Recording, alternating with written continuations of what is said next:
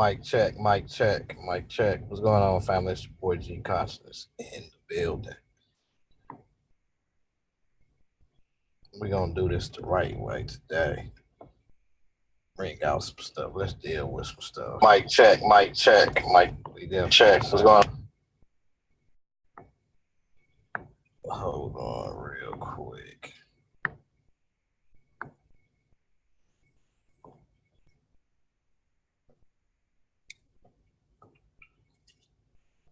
Bootyism. That's funny.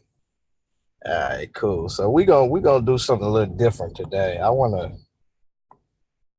bring out some stuff and show y'all why the body of Christ is like it is today. And faithful God is the prime example, as y'all can see with his unfruitful ways. You know, you see what he be doing on Sister Cherry. You can always tell when a person really, you don't really hear from them from a while. Then they come back, you know what I'm saying? They got some type of hate, you know what I'm saying? And then, they come back, ain't no change. What's going on, Life's True Way? Ain't no change in them, no fruit in them. You know what I'm saying? They come back, you still arguing just to be the best apologist. You know what I'm saying? Like these brothers be tripping, man. Like for reals. Like, and so I really want to bring out some stuff because this might help other people. You know what I'm saying? That see these manner of people. You know what I'm saying? That play games and try to call people out in public and and just real silly. You know what I'm saying? A lot of silly brothers out here. You know what I'm saying? So we just gonna wait a little minute, you know what I'm saying, share this a little bit and bring some stuff out because I'm not gonna play games with these brothers, you know what I'm saying? I'm just gonna put the stuff out there that way y'all know what's up and then y'all watch out and look out for it. I too much don't care. I didn't got to the point to where I don't really care what you guys think of me or whatever you say. You know what I'm saying when it comes to how you guys feel about your philosophy or your theological standpoints or whatever. I don't really care about that because a lot of you brothers be sitting out here trying to be the great apologist and trying to be the smartest person and just really puffed up for real. You know what I'm saying? Don't walk in love, you know what I'm saying? You can't a lot of you brothers don't even y'all don't evangelize because the philosophy that you believe in won't allow you to evangelize and the talking that you do is just talking to puff people up and have you the glory and self to think you're this great apologist or you have to do these things this type of way. You know what I'm saying? And so this is the way or the walk that we see brothers is doing stuff like this today. And so let me tell y'all something. So I haven't talked to this brother Faithful in a minute. You know what I'm saying? I don't got no ill will towards Faithful. I come in the I come in the comment room today. I was just playing with the brother. I say I kind of agree with. I mean, well, I say I'm with brother Jay on this. You know what I'm saying, and I put a smiley face or whatever. You know what I'm saying, and so the brother he gets mad and he wants to, what I'm saying, well, that's coming from a brother that holds to these heretical positions or whatever the case may be. Now, I haven't talked to this brother. If you feel like that you have something that you want to say to me, you could have been said that. That's the first off, Faithful. If you felt like you had something that you want to say to me, you could have been said that. But see, they got these little cliques and these little groups that they be clicked off in. And really, to be honest, Faithful only be on Sister's channel because he know that she has 30 plus people watching. So he got to get his little foot in the door, you know what I'm saying?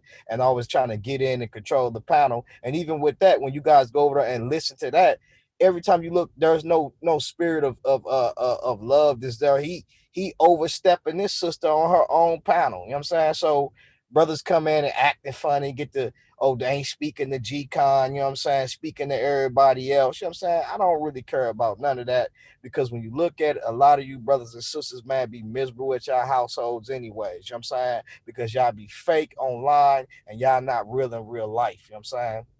And so, just dealing with a lot of these brothers. So first of all, if you had a problem with me, you ain't called me, you ain't said nothing to me, you know what I'm saying? I ain't heard from you. Don't get on there trying to front because I say I make an agreement. I say, well, I kind of agree with Brother Jan, put the smiley face. Everybody in there, they can disagree or agree. I'm saying you come in there and say, well, you would agree. Well, what if I wasn't dealing with what I was dealing with? I'm saying, what if it was somebody else that just disagreed with your position? I'm saying, and there's other Christians that disagree with your position. I ain't really even heard nothing Brother Jay said for reals like that. I was just playing.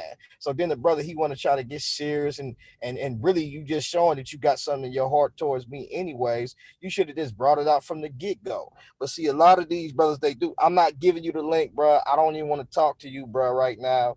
You did what you did, bro. I'm saying it is what it is. Let me do what I do. You know what I'm saying? You did what you do. You knew better than that. You've been doing this for a long time, bro, and I'm sick of it, bro. You get on these panels with these people. You overtalk people. Your heart is really not in the ministry in the first place. Because if your heart was in the ministry in the first place, you would give these people some time to really speak or talk. You about pleasing the people. You about being this hero apologist for reals. You know what I'm saying? And you won't stop till you get there. You know what I'm saying? But your heart is not really in that for reals. Your heart is not really a saving mechanism through the gospel to really save people's souls. You know what I'm saying? You're not really concerned with none of that. And you can tell the way you operate and the way you do things. You know what I'm saying? Just like you operated and you did that, what you just did. You know what I'm saying? Now, you may disagree with Brother Jay, whatever the case may be, but I'm starting to notice, man, it's a lot of you brothers, man, that's really leaning reform, is really saying a lot of stuff, inappropriate stuff, bro. Talking about people, how they speak, how they articulate things. Now, we all laugh and giggle on certain things, but a lot of y'all brothers is really starting to get off into a lot of that type of stuff, man. And you wonder why the church is dead like it is today. It's dead like it is today because you brothers, man, then got off into so much apologetics or whatever the case you want to say that you are, you apologists or whatever, and don't operate in no love, have no spirit of love, man, none of that. And the information that you getting is really puffing you up and building you up in another way, but not in the gospel of Christ. You know what I'm saying?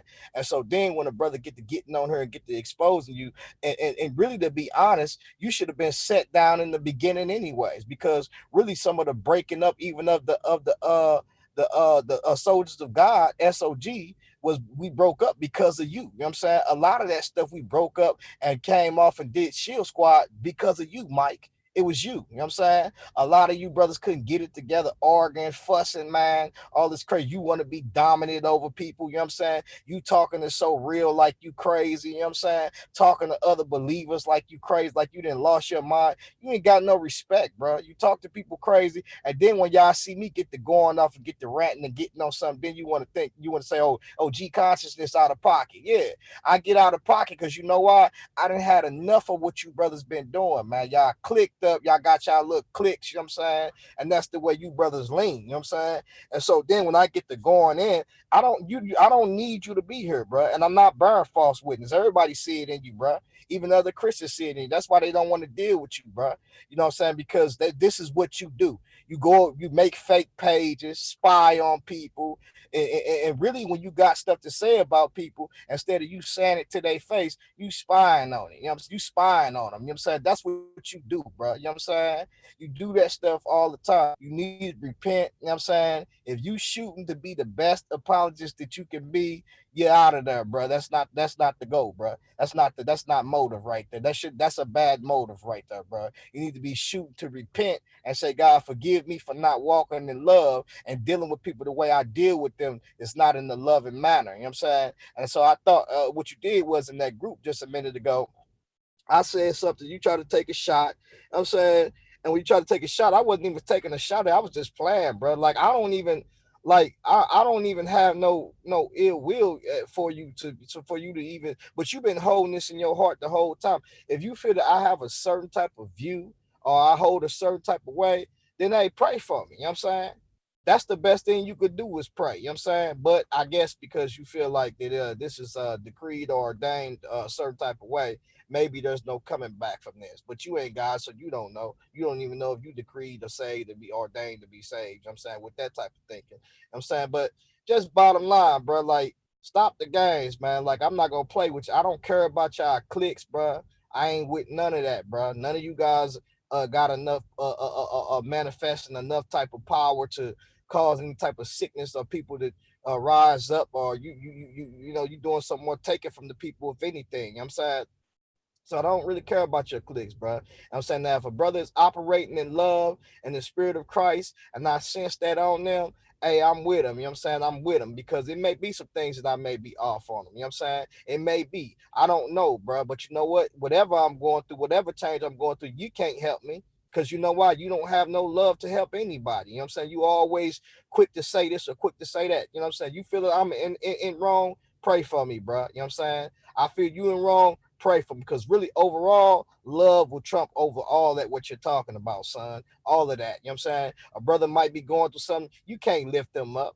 None of you brothers can't lift them up. You know what I'm saying? You can't do none of that. Why? Because you don't have what it takes. All you got is this Christian apologist movement, and that's it. But you ain't got the spirit of God. You don't worship. You probably don't pray. You don't do none of that. You know what I'm saying? None of y'all doing it. And then what y'all do is y'all go around here and giving off this spirit to other people, you know what I'm saying, to other believers, and got them running around in that same type of haughty spirit, you know what I'm saying, and operating in love. And what you're doing is you're stirring up people to really hate you and not really know what love is. Because if you pour out that love on them, then later on they may get it down the line. But you don't do that. You know what I'm saying? You striving to be this great apologist, this great person that can talk, that can articulate well, or they can talk to the greatest of them all, to sit down before James White or whoever, who you think your great apologist is. You know what I'm saying?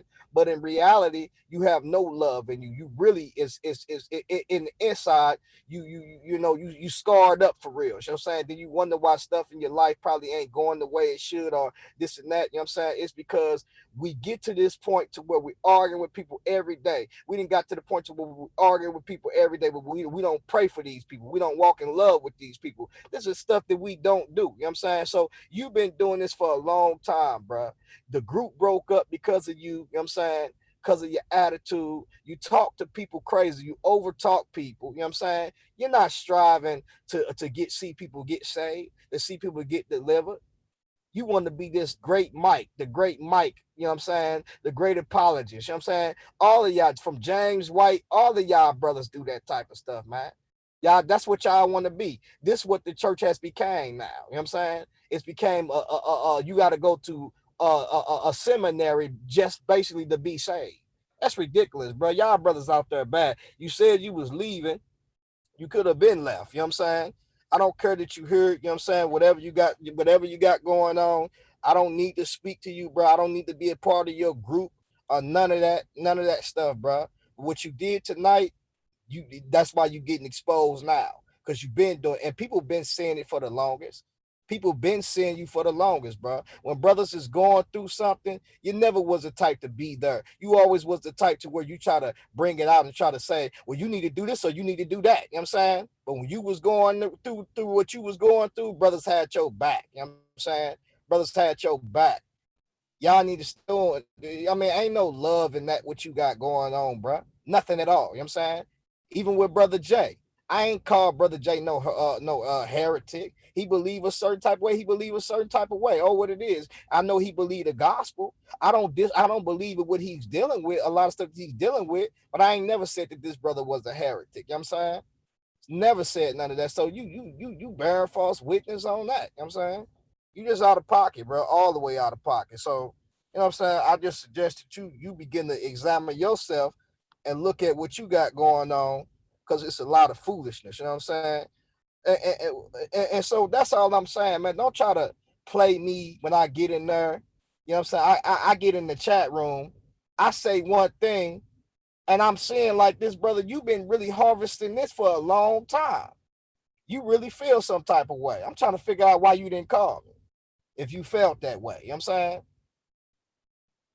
You didn't have to say nothing at all. I got in there and not just disagree with you on something. It's a lot of stuff I've been disagreed on you, but the way you did tonight, you showed yourself, bro. You played your hand. You know what I'm saying? And you played yourself for real. You've been doing this for a long time. You ain't seeking to see nobody saved. How many people you pray for at nighttime? You actually pray for these people. You actually lay down your life. How many people you cry for? Do you? I be in this truck. I be crying out for people, bro. Helping people out. How many people have you done that to, bro? Do you actually feel the pain of the world? Do that go through you, bro? Do you actually feel that to when you worship God, to where you crying out to God, you feel the pain and the struggle of the people? You probably never experienced that. You probably so dead right now. You don't know what the Holy Spirit is right now. You don't care nothing about that. None of y'all care nothing about that. You know what I'm saying? The way you guys express God, y'all express him as if he's not a person. That's what you brothers is doing, man. When he's telling you in the Bible how he feels and how stuff make him feel, and y'all got this man looking like y'all got the most high God looking like he's not a person, the same person who gave you a soul within you. No, he didn't give us a soul to be unbalanced. He gave us a soul to be balanced. But at the same time, you act like that he himself is not a person. I don't understand you brothers, man. And then when we look and we see how the church is today, we can see why it is, because you brothers are seeking to be so smart and so wise where you forgot about your first love. You've been doing this for a long time, bro. And the way you've been talking to these brothers and sisters out here is ridiculous, man. You need to cut that out. Then at the same time want to try to seek a wife. Ain't no woman gonna be putting up with no stuff like that, bro. Nobody wants to put up with no stuff like that. Talking to people crazy. You know what I'm saying? And then and you know, and so then when I get to flipping out, y'all, oh, G consciousness is crazy. I'm gonna separate. Okay, well, see ya. You know what I'm saying? See ya. Cause guess what I'm gonna keep on doing? Keep on loving. And right after this, I'm gonna love on you and pray for you. You can say what you want to say after this. I don't care, bro. Call me whatever. You can say I'm wrong. I'm not taking this down. You're out of pocket. You was out of pocket on that, bro. You should have never came at me like that. If you had something in your heart, you should have told me, bro. SOG broke apart because of this brother right here, man. This brother was always trying to talk crazy to people to the point to where I'm like, man, I'm not finna be being no part of that. You know what I'm saying? You ran everybody off. You wasn't operating in love. You know what I'm saying? Somebody make a mistake, you get to going crazy on the brother Surreal. You know I wasn't going for that.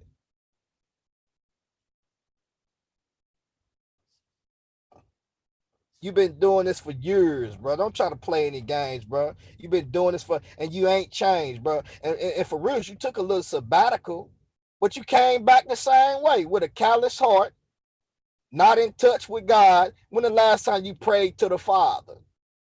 Ain't no telling, cause he would have been told you to get it right. You know what I'm saying? When the last time you did that? And then when you got communities and you got people out here actually helping people out, bringing people into their households, you know what I'm saying? Loving on people. Only thing you got to do is get up there and say, well, I talked to about 100 people today online, you know what I'm saying? And then I won that debate. What you think? I won that argument. And that's it, bro. That's all you got to offer people. That's ridiculous, son. Because when you stand before the Father, the main thing he gonna say is, what you didn't do to your brother, you didn't do for me, bro.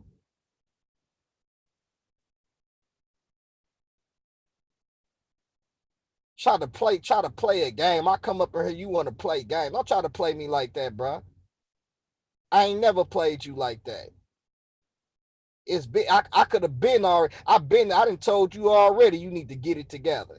You ain't operating in love. You still on Sister Cherry's channel. I don't even see how she even let you on there. Yelling, cutting people off. You know what I'm saying? That's ridiculous, man. I'm just looking like, look at this brother. This brother ain't changed at all. You know what I'm saying? This brother came back with the same manner of spirit on him. And then for y'all to be looking in and not saying nothing to the brother, instead of saying, hey, man, you need to cut that out, bro. Like, you seriously need to stop that. You cutting so real off. You cutting Sister Cherry off, and they don't say nothing to you. You know what I'm saying? You didn't dog so real out for so long. It's ridiculous, bro. When we disagree with your position, you want to try to talk crazy. Don't try to play me, bro. Hey, look, I got your number, son. You knew you was off beat. That's why you try to, hey, well, I'm gonna give you a call and try to hurry up and scramble off the live. Yeah. Give me 1 sec. I'm finna go live on you. I'm not gonna play with you, son.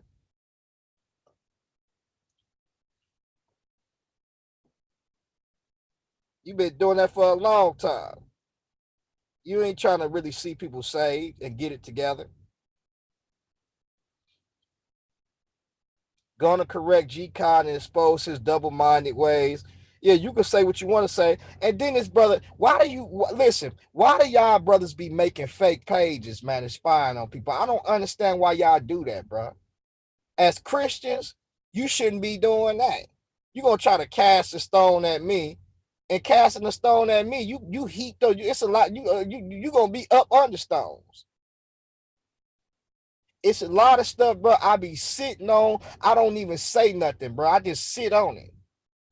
I'm saying, and just be looking, just be like, man, I hope these brothers can really get that stuff together and really start walking in love. You know what I'm saying? And know what it means to really worship God. Yeah, we men. Yeah, we want to pick up the sword and fight all the time. But in reality, y'all getting to the point to where y'all just want to fight. But really, y'all ain't fighting on y'all knees and praying for people. Prayer is not something that don't work to y'all. That's why you don't do it. You know what I'm saying? And then while you thinking you alive to God, you just as dead as can be. You ain't alive to God. You dead and you feel dead and you know you feel it. You ain't there's no connection to what you got going on. That's why you could say what you said tonight and not think about it and say, well, dang, I should never came at that brother like that. This brother, he going through something. I don't know what he going through. I should have never came at him like that. I didn't come at you like that. Ain't even really been tripped. Ain't felt no way about you, no type of way about you. You know what I'm saying? I disagree with a lot of stuff. You want to talk about dispensationalists, but you didn't talk about when you brought that Isaiah 14 out and them brothers gave you a business and gave you the business and you was calling me trying to get me to get you up out of it. I'm like, nah, bro, I already told you, just go with what the scripture's saying, bro. Stop trying to twist the scriptures. These are partial fulfillments, and it's gonna happen again. Because if you mess up on Isaiah 14, what you gonna do about Isaiah 66? I've been telling you brothers that, man. But you don't want to correct your ways. But I don't really care about that because those are not essentials to the faith. You talking about and you knew you had to correct yourself because I'm telling people the Trinity is not an essential. You can't go up to somebody telling them, do you know that there are three distinct persons within the Godhead? That ain't the gospel, fool. What is wrong with you? And then they sitting there scratching their head, and then they trying to get they can't even wrap their mind around it, so they ain't saved, basically. I believe that the Trinity is the best way to explain to the Godhead, but at the same time, it's even deeper than that. It's farther than that. I'm not finna go up to somebody and tell somebody that and think that's not the gospel. It took me about 3 to 4 years to really be wrapping around that. And even with that, y'all, you got to play with that. It's deeper than what you're talking about. Our minds is finite. So don't try to play me, bro. Even when you talk to that brother, Veckel was saying that's secondary. You know what I'm saying? That's secondary. Can you imagine going up to somebody, giving them that, and they look at that's more like a theological perspective for reals.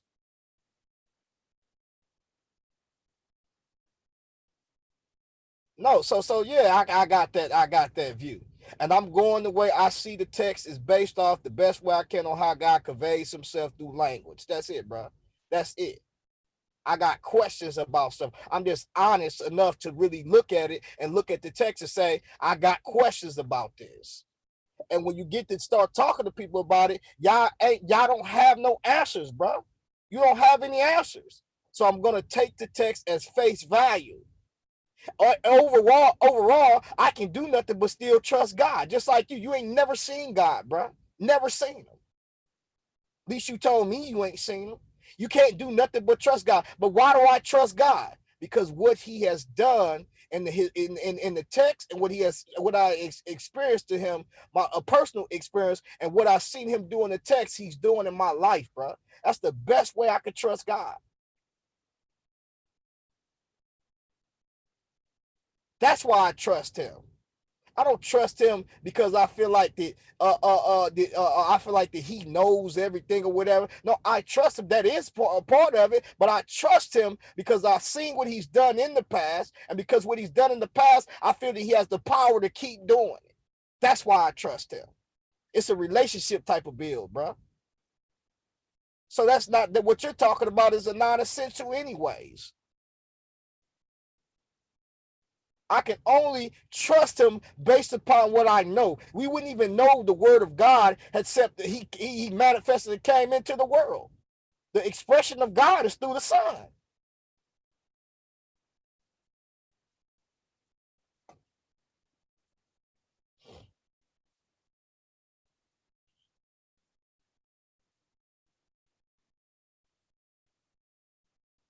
So don't try to play me, man, like I'm some type of like I don't know what's going on. You know what I'm saying? Don't ever try to do me like that, bro.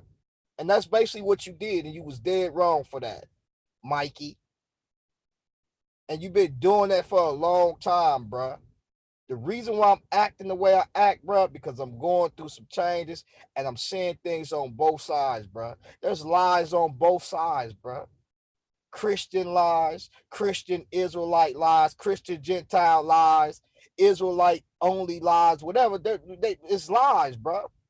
It's a lot of lies, bro. And it don't line up, bro. So when I begin to start studying and looking at stuff and looking at what the text saying and looking at what seems to be looked at, what it's saying, you can't get mad, bro. You can't get mad. I'm just doing something that you never thought to do because you never thought about it. And these things are not even essential at all because overall, I'm still trusting in him. It's through him.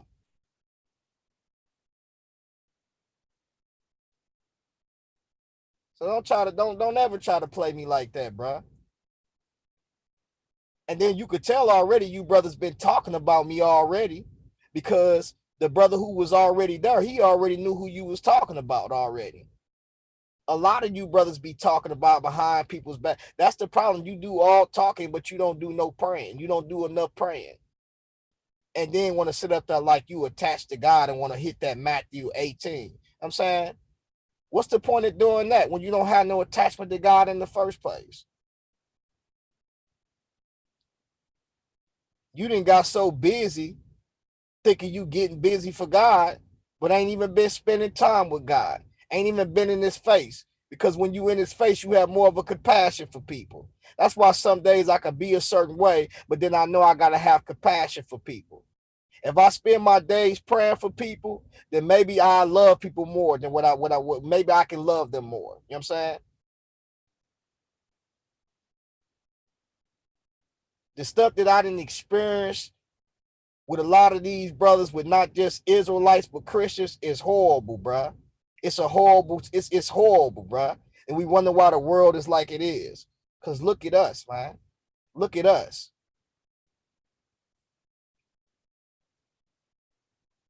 The person who y'all praise and who I see y'all be looking and y'all always praise, who's y'all hero, James White, is ridiculous, bruh. No type of compassion, no love. Feels like he can say anything that he want to say. No love at all. You know what I'm saying? Probably even never experienced the presence of God. Don't even probably believe in the presence of God. Everything, yeah.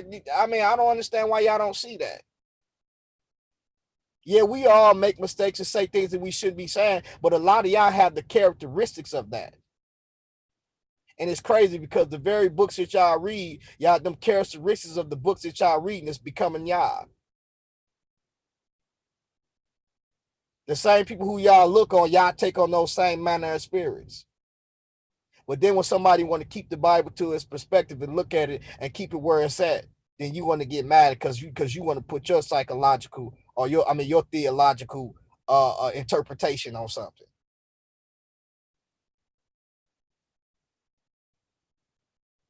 That's why I said the time is over with, bro. The time of me sitting back, not saying anything, looking at the era within Christianity, looking at the era within the Israelite communities or whatever community is, bro. I'm not finna pamper that, bro. There's no pampering that no more. I don't care to be clicked up with you guys, bro, at all. I don't care nothing about that. If you show yourself lovely, I'm gonna show myself lovely unto you. I'm gonna show myself lovely unto you regardless. That's why I'm gonna talk to you like I'm talking to you now, because I still love you, but I know how you brothers was operating with me and wasn't operating in love at all. You know what I'm saying? At all. I ain't gonna even lie. The only one that really showed themselves to be a person who has to disagree with me on what I'm going through and feel like today it may be heretical was vocab. You know what I'm saying? I'm just gonna keep it honest with you. You know what I'm saying? And we don't agree on everything. It's a lot of stuff we don't agree on. I'm saying, me and Vocab was sitting at the table. He was talking about some certain things. What last week when I was with Vocab, and we disagreed on some stuff, and he pointed me some stuff and gave me a couple of books, and that's what we did. And but you know what I did?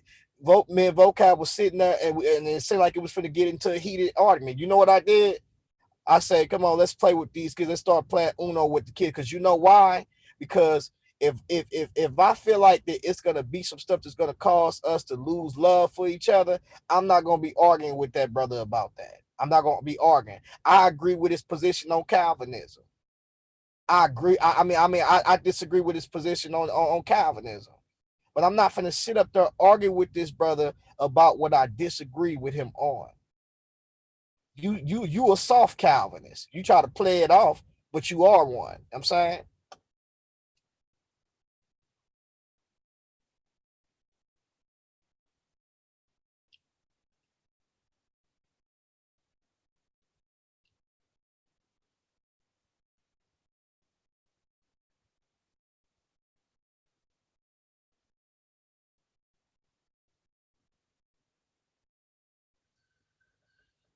But yeah, I came in there and I just said, I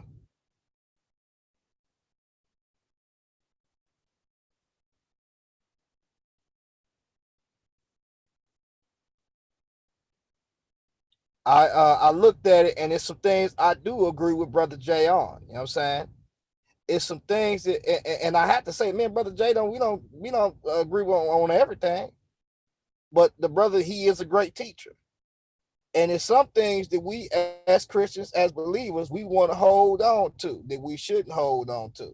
Like it just get ridiculous when you brothers just get in there and just try to defend Halloween because you hear inspiring philosophy. And I just be looking at inspired philosophy, just be looking, this brother is pushing towards getting more secular as he can get. Yeah, he got some great teachings. But if you look at him, he's pushing towards more secularism than anything. And y'all getting tied up into it. So if a brother get to talking about Halloween and y'all really weird to me, to be honest, for reals, because y'all can play games and do that, but when you from a neighborhood of black people, I don't really want nobody walking around me with masks on no Halloween. Never have. Because you know why? On Halloween, I already know what we was doing on Halloween with masks on. So why is y'all playing these games? And then even when you talk about in the days when people was poisoning people's candies and doing all types of stuff, putting razors in candies. I'm saying, so don't try to play games when this brother is saying something like he ain't saying, and y'all hear inspiring philosophy and try to justify every wicked thing that's going on. Yeah, because you know why? You only doing that because traditionally you've been brought up in it and you don't want to break your kids from doing it. That's why you doing it. That's why. And I'm not saying I'm perfect because I have to argue with my wife at the same time and still be loving with her because sometimes she still want to carry those traditions for the kids. And I'm in my mind thinking like, I had to really be patient with her because I knew already that she wasn't a believer, you know what I'm saying? And I was really at the time backsliding at the time, but I have to, you know what I'm saying, still love her regardless of the fact, you know what I'm saying? And believe that she will come like she needs to come and understand. You know what I'm saying? And that's a hard thing to do. Me being bond to this woman and loving this woman, you know what I'm saying? But we have to make some changes. And then we look at why America is like it is today. We ain't praying for our leaders. More so, we just in and out with them and try to see basically what they can do for us, how they can get more dollars in your pocket. You know what I'm saying? We compromise. We don't believe what the Bible say for reals.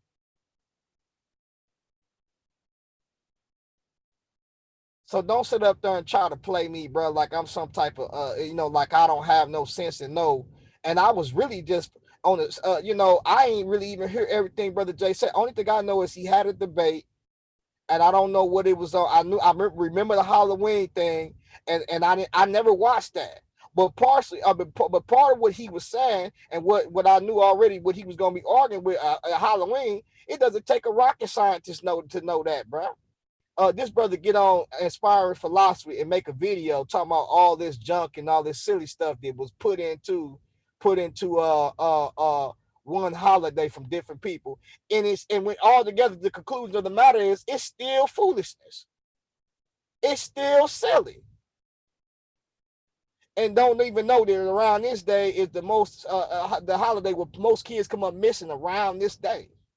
But you don't see that though. So why would this brother get on there and get the arguing about Halloween with somebody and then try to justify it?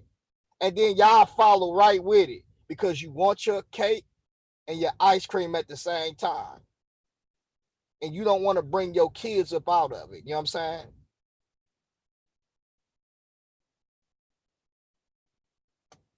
That's what you're doing. And the world is like it is now. It's stuff like it is now is because we won't make a change. We wondering why. You just sitting back. Ain't y'all never sit back? Y'all ain't never sit back and wonder to say, I wonder why we don't see the movement of God how we seen it. How he was moving in the Bible when he says these signs shall follow those that believe. That's because we didn't got so watered down with the world with social with the social system. Do y'all ever sit? And then what we do is we try to theologically explain it away. Or we try to explain everything away. That's what we do. You got brothers all with sermons already prepared on how to explain that away. But in reality, the scriptures tell you that in the last days, many are going to fall away. Why? Because the beginning of sorrows is what is why. People dying, people experiencing their loved ones getting tragically killed, diseases, cancer is on the rise. All types of sicknesses is on the rise. And everybody like, where is God at? I ain't never said where is God at. Because I know he there. My son dealing with a condition with his eyes. Only thing I could do is cry and worship every night. I cried and worshiped till the situation got better because I knew I had to make choices and decisions that could have cost him his life, and still choices and decisions that can cost him his life. So I got to continue to pray for him and continue to cry for him. You know what I'm saying? You don't feel what the world feel. When I'm in that shower, when I'm in this truck and I got all day, I feel that. I feel all of that. When I'm worshiping God, I feel all of that. If you ain't feeling that, you dead to what God is trying to do. You dead to the world for us. You dead. I mean, not in that sense dead to the world, but you dead to what basically trying to reach out and touch the world. Your main thing is that you want to be this great apologist. I don't care about being a great apologist. None of that means nothing to me, bro. When a person come to me and asks me, do you think you could help me out? And I don't have it to help them out. You know how that makes me feel, bro? And true enough, my wife always tell me some people use me to the point to where they overdo it. You know what I'm saying? But my thing is I still want to help people. I'm not saying I'm perfect because I'm not perfect. You know what I'm saying? But I'll get there and I'll tell you that I'm not perfect. Everything about my life, you see it here. You see it even I may talk to people crazy, say certain things, feel a certain type of way, but you see it. And I'm not saying it's acceptable, because one thing about it is I'm gonna say something, but then I'm gonna tell you, yeah, I know I was tripping on that, and I'm working on get that together. But guess what? If I got something, the last of what I got, we gonna eat it together. And sometimes I may not even eat it with you. I might just say, you can have it, bro. I don't even want it, bro. Go ahead. Let that be for you. You know what I'm saying? That's my walk, bro. When I leave this earth, bro, when I leave this earth, one thing that nobody not going to be able to say about me is I didn't get laid out my life for anybody that needed it, bro. I don't care who you is. You can be white, black, whatever, Asian, whatever, bro. I feel for the world, bro. That's how I knew already when I first came off into the Hebrew Israelite thing, and they was teaching me Esau's the white man, this and that. I wasn't feeling like they was feeling, bro. I wasn't feeling like hate the white man. I wasn't feeling like hate the African man. You know what I'm saying? I wasn't feeling like that, bro. I had too much love in me, bro. Always had it in me. And when they try to install the hatred in me, I didn't have it in me, bro. I didn't have it in me. If I feel like that I got a problem with somebody, and I feel like it's getting to the point to where it's some type of hatred forming, I have to find some way to try to love these people, bro. And I do, bro, every time. I find some way to try to love them the best way I can. I be listening to Deacon the car and what's coming to them. I be like, these brothers is demonic as ever. But I got to find some way to try to love them, bro. I got to. Because you know why? I get to looking at myself when I was sitting out there in the world doing a lot of this wicked stuff. And I got to say to myself, God was merciful towards me. And the moment you get to the point to where you feel like you want somebody to be damned because they're your enemy, remember you was the enemy of God. And we still do carnal things. It is enmity with God. So don't try to play me, bro. Don't try to play me. A lot of you brothers ain't even. A lot of you brothers don't even know what it means to move a people. I'm saying you don't know what it means to move a people. People that are spiritually down who are destroyed. You don't know what it means. You guys get out there, man, and y'all say certain things, and y'all are some great teachers, but you missing the mark. Because these people will lay down their lives for you. These people will lay at the floor everything that you need just to help you out, just so you can teach the word. But the moment you lose track of not being connected to God and being connected to the Spirit, you might as well just stop teaching. You might as well just stop, because you don't even have the love of God. Now you want to try to talk about Matthew 18 and let's talk about it. You know what I'm saying? I didn't even know you felt some type of way. Yeah, we had talk, we had disagreements, but at the same time, I didn't know you felt that type of way to where you could sharply try to get in there and try to talk crazy to me. All because I said, I'm gonna take Brother J side on this one. I'm saying you want to get mad. It's a lot of stuff, bro. I ain't gonna agree with you about. I'm not gonna get. I don't agree with a lot of these brothers on what they be teaching, but I gotta find some way how to love these brothers. Because if I'm not seeing something, I may not see it at that point. But if they not seeing, they may not see it at that point. But the only thing I can do is begin to love on these brothers. Yeah, I get on here and get to going at the Israelites, get to going at the Christians, get to going at the One West, and it's that. But ultimately, my goal is to show people the love of Christ. That's my goal, bro. Always been, always been. And I don't just talk about it. I try to be about it. I'm not trying to get a dollar from none of y'all. I don't care nothing about that, bro.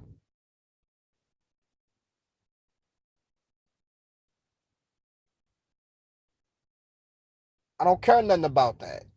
I'm not trying to be the great apologist or this and that. That's why I can sit there and laugh and reason with a lot of these brothers, you know what I'm saying? Or even this and that. Because you know why? At the end of the day, people is hurting and people need prayer, bro. But you, on the other hand, we can look at you, bro, and look at your fruits. You've been doing this for a long time. If a brother come to you and tell you that he's struggling with something, you look, you can't do nothing for him.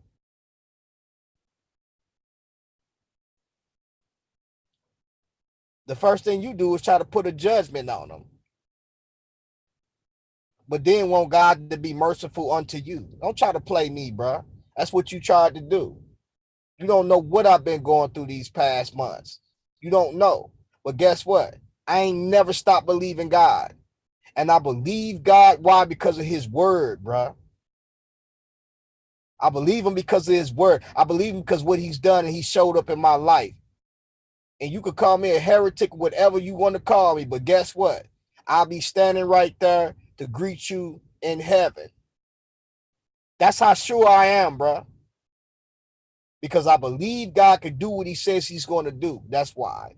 And I believe he has the power to bring it to pass. And I trust in him, bro. And the moment I start to trust in myself, that's the point to where I begin to lose, bro. I don't trust in myself, bro. I trust in him. And I trust in him because of his word, fam. That's why. A lot of y'all brothers done lost touch with him. You ain't touched up with him. A lot of y'all men, y'all don't worship him. That's how you can get up there and say it's not necessary for an altar call because God knows who's going to be saved or he ordained this and that. And don't even give an altar call. And I'm not saying you do that, but other brothers been found of doing that.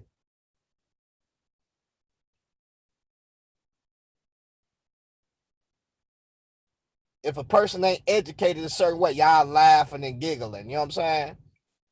That's proper. I mean, that becomes a problem after a while.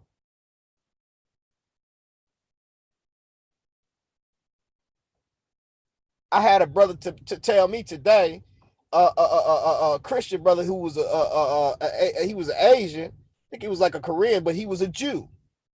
I'm saying, and I'm sitting up there having a conversation with Judah Mack, and Judah Mack, and they're talking about these two wives and that, and I'm in my mind thinking like, I didn't talk to my wife about this already, to where we straight like man, like we don't see how people be doing that. Like, let alone I got one wife and we argue a lot. I'm finna sit up there and be having multiple wives, and her line already pushed back. I ain't got time for that. And so I'm telling these brothers, y'all brothers want to talk about, y'all want to practice this polygamy or polygyny, whatever it is. But a lot of y'all brothers ain't even doing it according to the law.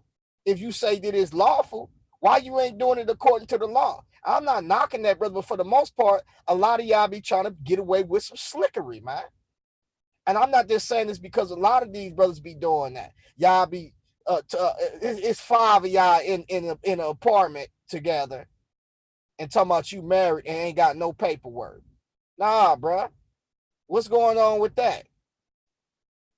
And then when all these different things start to happen, you ain't got no type of paperwork. These people put this paperwork out for a reason. And then when you start looking at the Jews, they had enough sense to stop dealing with polygamy like that and change that tradition.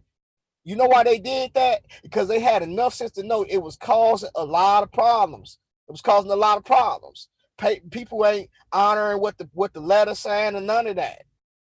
People breaking their covenants, their promises. And so you can get off into that if you want to, but just know this. A lot of you brothers is doing, and it's unclean. First of all, I'm gonna tell you why it's unclean, because you brothers get to practicing it unclean. You want to go have sex with this wife, and then the next hour you having sex with the next wife. That's nasty. Fluids and stuff. She having abnormal bacterial vaginosis because she having abnormal pH balances and all types of stuff, whatever it is. Wrong type of bacteria is causing up. That's trifling. You know, some people just white, they probably don't know what trifling is, but hey, you know what trifling is. It's just nasty.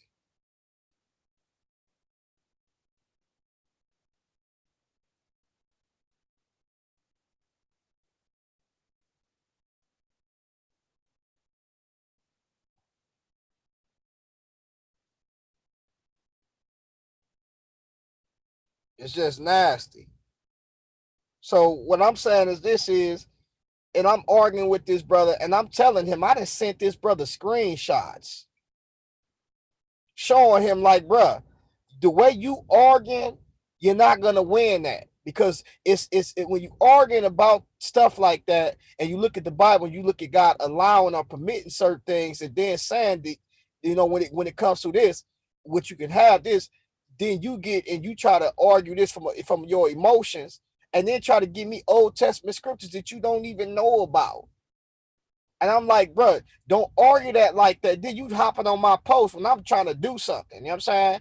I'm straight trying to do something, trying to show this brother, trying to show people. I've argued this last year with Tazariak now. I feel like a lot of these brothers is taking advantage of that. They taking advantage of that because they misusing these. We're talking about sex is marriage is sex. And then these sisters go and they get with these dudes thinking that they married. They ain't got no type of paperwork, not knowing that even Israelites had paperwork when it came to the law of Moses. So if you saying you under the law of Moses, where your paperwork at? They had paperwork.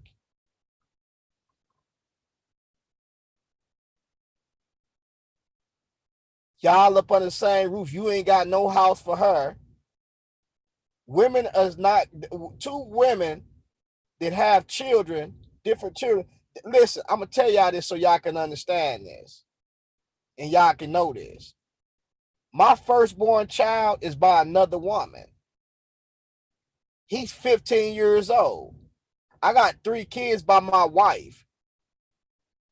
I got 2 households. Well, now 1 because my son stay with me now, but at the same time, his mother is always putting her input on the household. And as a man, I have to sit there and be looking at these women on how they feel that I should treat their children.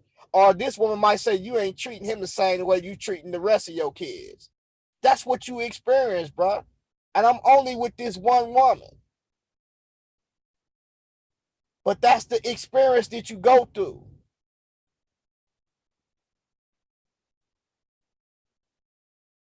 I have to go through my son because he feel like he's 15, or he feel like that maybe he should be, maybe the other kids are here, or somebody might treat him a certain type of way. He feels like that sometimes. So I have to deal with him on that. You know what I'm saying? Because my love is not partial for them. I love all of them the same way. But then when you got 2 women that have disagreements about the inheritance, this is what you go through. So when you got 2 women that's in the same household, I can imagine what that could be like. Listen, my sister stay with us right now. And my sister and my wife is not getting along, and I love them both, and I want them both to get along, but they're not getting along. But I have to make sure I stand by my wife. Even though I feel like that they both are making ignorant mistakes or doing ignorant things, but guess what? I still have to make sure that I stand by my wife and give her the right way and say, well, this is the right way how you do this and that. My sister, guess what? That's my sister. I ain't got no covenant with her. But I know this now, that 2 women, it's hard for them to get along up under the same house. Mothers, sisters, whoever it is. It could be, it don't have to be a sister-in-law. My wife don't even get along with her sisters. But this is how it goes. Us men, we can get along. We can get into it with each other and be cool back the next day or the next hour. Women ain't got it like that, bro. They don't do that. Lay some loving, beautiful creatures, but listen, they get into it with each other. And then sometimes they don't even see that you love them so much, and the love that you have for them, and you just want to say, well, man, I wish they could just see that I really love them. But sometimes they don't see it. Because when you telling them, listen, you got to do this way, you got to do this way, because you want everybody to get along. And they thinking that you taking this person's side. These are listen, it's crazy, yo. Whenever you got 2 separate households, that's why it says, as a man, that you shouldn't you're supposed to be with that woman, stay with that woman, be married to that woman. But let's say, for instance, you not married to that woman, you break up for that woman, then your money gonna be in another man's household. Why? Because that was a strange woman. Or necessarily didn't have to be a strange woman. You could have been strange. You could have did something that wasn't right, and she left you behind. Or she didn't feel like she wanted to dwell with you no more.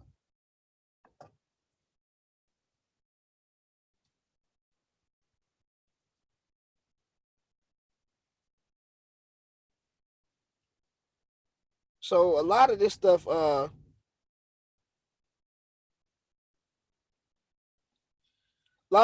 is just simple stuff, man. You know, this brother got the page up. He was on there talking crazy. He know what he did already. He already know he was out of pocket. He should never did it. But like he said, he always feel the need to try to show off. And he been doing that for years, man. You would think this brother older than all of us, you would think that he would get it together and stop doing. You've been doing that for years, Faithful. For years, you've been stepping over people, bro. Disrespected, talking crazy to people. You barely even wanted to forgive G, man.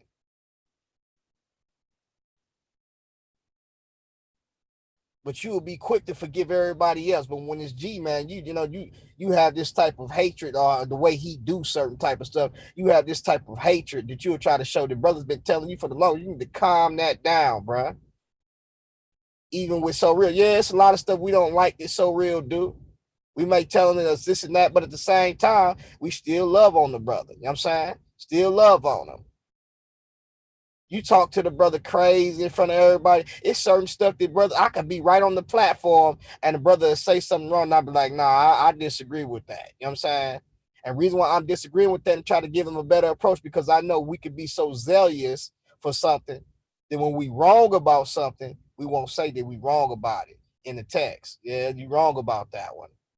Why? Because we have to change our perspectives and our views too, because we've been washed down with so much mess. But then when you begin to start doing some studying and look at it, you're like, man, this thing ain't what they was talking about. These guys been playing games.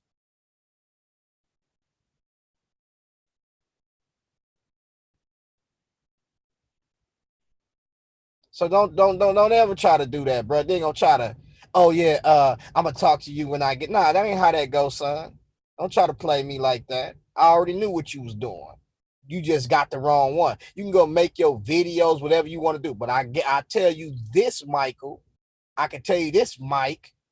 That what you gonna know is this is everybody that's seen you, bro. And for reals, you heartless, bro.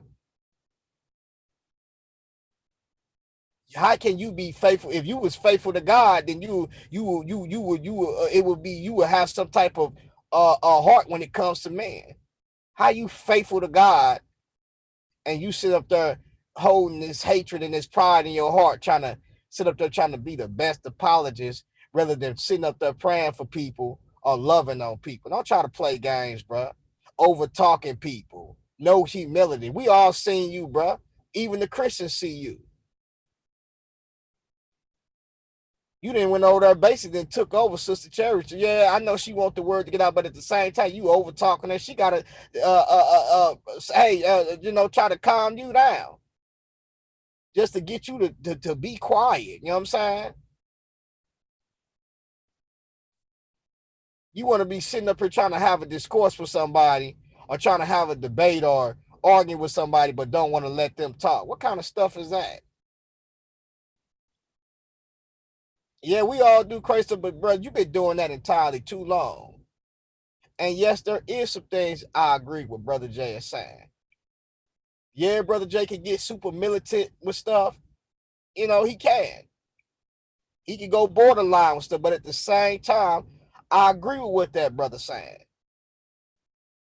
A lot of y'all brothers didn't allow a lot of secularism to come up in the church, and we dealing with it. I'm guilty of it too, because like I say, if somebody got I ain't gonna even stunt with you. I'm weak to a little turkey, a little dressing and macaroni and stuff like that. You know what I'm saying? I'm weak to stuff like that. If a person come by and they cooking this, that, but to be honest, I don't just jump up and say, I'm gonna just go over this person's house. Do say, I'm always working, bro. I'm always working. I'm always taking care of my family. I told my wife when my wife had the kids like that, and I said that she wasn't sticking to that birth control. I love my wife, but she wasn't sticking to that birth control. I told her I'm gonna have to get out here and go over the road. I got 4 kids and a wife to feed. And I want to give them something great that I never had. And I don't want to give them a God that is not what the Bible was trying to convey. I want to give them a God that is a person, that is real to them, that is a reality, that they can understand, and he understands them. That's what I want to give them, and that's what the scriptures give us. Not no these all this crazy stuff and Platoism and God has no emotions or no feelings. The Bible says over and over again he's broken by what we do. I don't want to give him what I decided a long time ago when I decided a year ago to where I said I don't want to give him what y'all is giving these people. Why? Because it does not work and people are falling away. I want to give them, even my brother. I've been talking to my brother, and my brother's starting to come back. You know why? Because he's starting to see in the text, he says, you know what, you're right, the text do say that. But the way that he was giving it, he couldn't understand it. Why? And he fell away. Because you know why? Because it's harsh. And God tells you that he will have judgment on you, but he's also merciful. He declares that. He says that to Moses.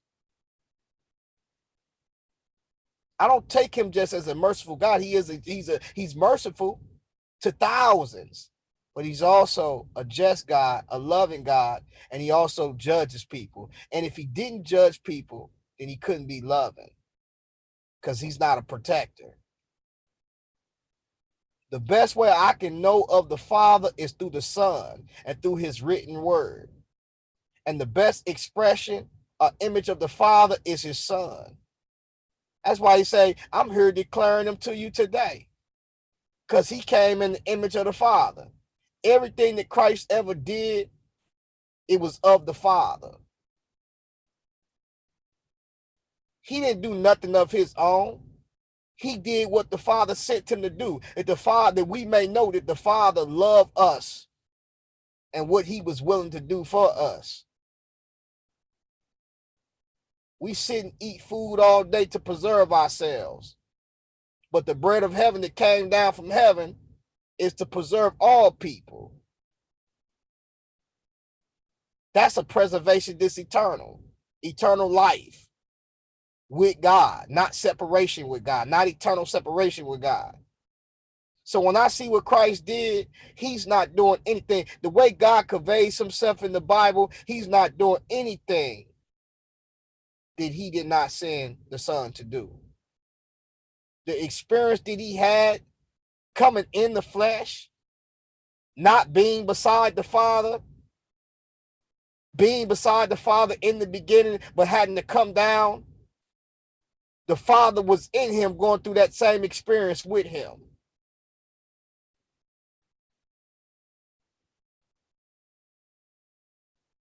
And the one thing that you can't deny, this you could try to say if you want to, but you can't get past this, is experiential knowledge. A person that goes through a experience really knows what it means to be in a position and to overcome. Do God know what it is to be a sinner? Do God know what it is to be a molester? No, he does not. And that's what y'all don't understand. Because because why? He knows what it is to, he knows what the experience is when it comes to these different things where he doesn't have to go through that experience to know what that is, but he doesn't know what that is because he's not that, because he's holy, but he will judge you for doing that type of stuff.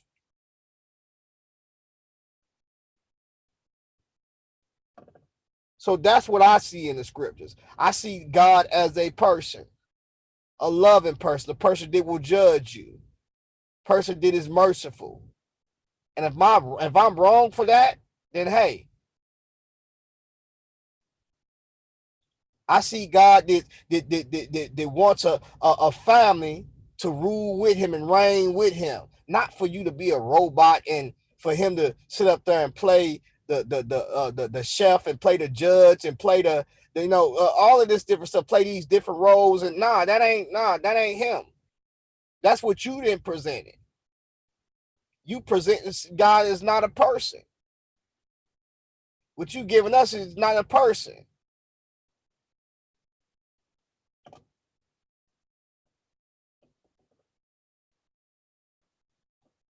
And if y'all don't understand that, I don't really care for reals. You know, and so these are not essentials to the faith. You try to play that and try to play games. We know what essentials to the faith is already. These are just theological perspectives and philosophies. The gospel is this, is what Christ has done. It is not even in my own strength. I don't rely on my strength. I rely and look on the word. I've never seen God before, but I believe his word. And you know why I believe his word? Because I believe he did it in the past and I see what he's doing in my life now. So when I get to the moment to where I feel like that I can't trust God, then you already know what that results in, man. What the results of that been. This is the way I've been taught. I'm nah. That's the reform is hey, look, I've been taught a lot of foolishness. But when I look at the text how it's supposed to be looked at, then I can truly say God is a person. And not only is he a person, he's an awesome person, the most awesomest person that I've ever experienced, that I ever known about. And because I see him like that, as being a person, I see he can relate to me. And that's what makes me say, I can pull through this and come up out of this.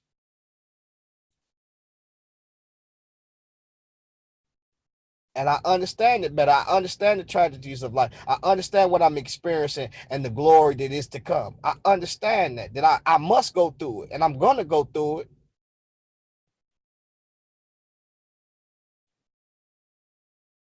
And it betters me. It does. Some people never experience that, but they can. So, you know, all this old other stuff, man, like I don't really care what y'all feel. You know what I'm saying? I'm not sitting back all day telling somebody and beating them up with the Trinity. No, I ain't how I get down, fella. I don't know where you got that from. I don't get down like that.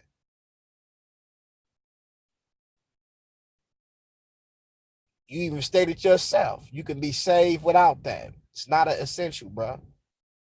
And then you'll say, well, they'll come into the knowledge of that. Nah, bro, some people ain't came into the knowledge of it now. That's why when they having debates about it, they get beat up about it. If they don't understand it. Why? Because we limited and we finite in that knowledge. And so when it comes to this nature of God, it's hard for us to explain it. It's hard. But at the same time, I'm gonna keep saying it. God is a person, and we have made God not that. He's not that no more. And the moment we've done that, we can see why we're so disconnected from him, because we don't care how he feels, and he feels this type of way. He gets angry. He's loving.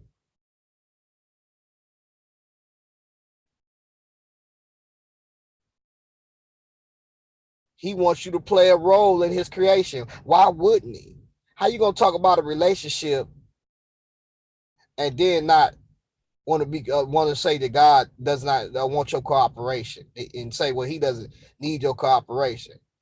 The moment God, yeah, you're right. He doesn't have to have your cooperation, but that is what he wants. And he says that in the scriptures.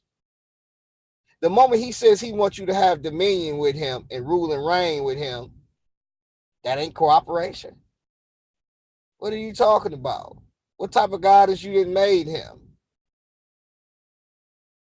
So the moment I start viewing him like that, I can explain him better. People can look at it and say, and I can look at it. I really know I can even explain evolution better to the point to where I tell people, like, I really don't understand y'all atheists, you know. I got love for y'all, but at the same time, y'all always talking about evolution and preservation. But if you want to go to the narrative of the book, That's all God been trying to do is preserve a people. All people. That's all he been trying to do.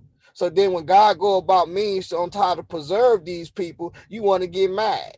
But then when you start looking at the evolutionary theory, it's the same thing that what they're doing. But it's a cruel thing. Then you want to talk about, well, God has killed more people than the devil. Well, if he didn't, I would be scared, because God is all powerful. And you can relate that in this world, there is a lot of silly stuff that's going on. A lot of wickedness is going on. So then when God get on a killing spree, he get a justified kill, then you want to get mad. But if God didn't kill just to justify, so people could be justified, or to do certain things, then how is he a protector? How is he loving?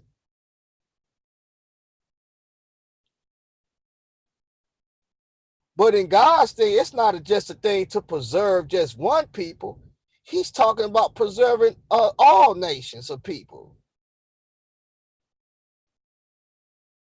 That's what it's saying. Whereas on your hand, you just got to bless my foe and no more. That ain't what God is talking about.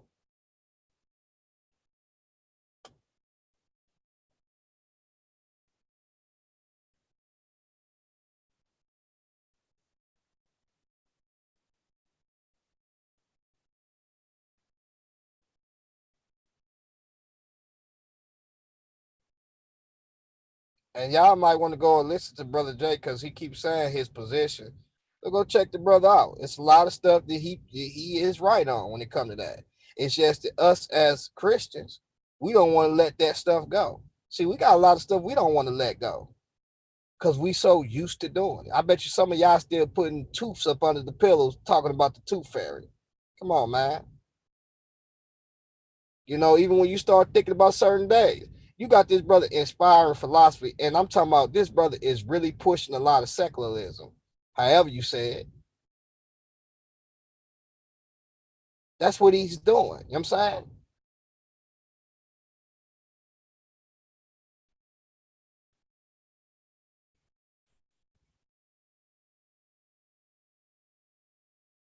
So if I say that I agree with the brother on some stuff, who running back and forth between? Faithful God doing a show. Let's see.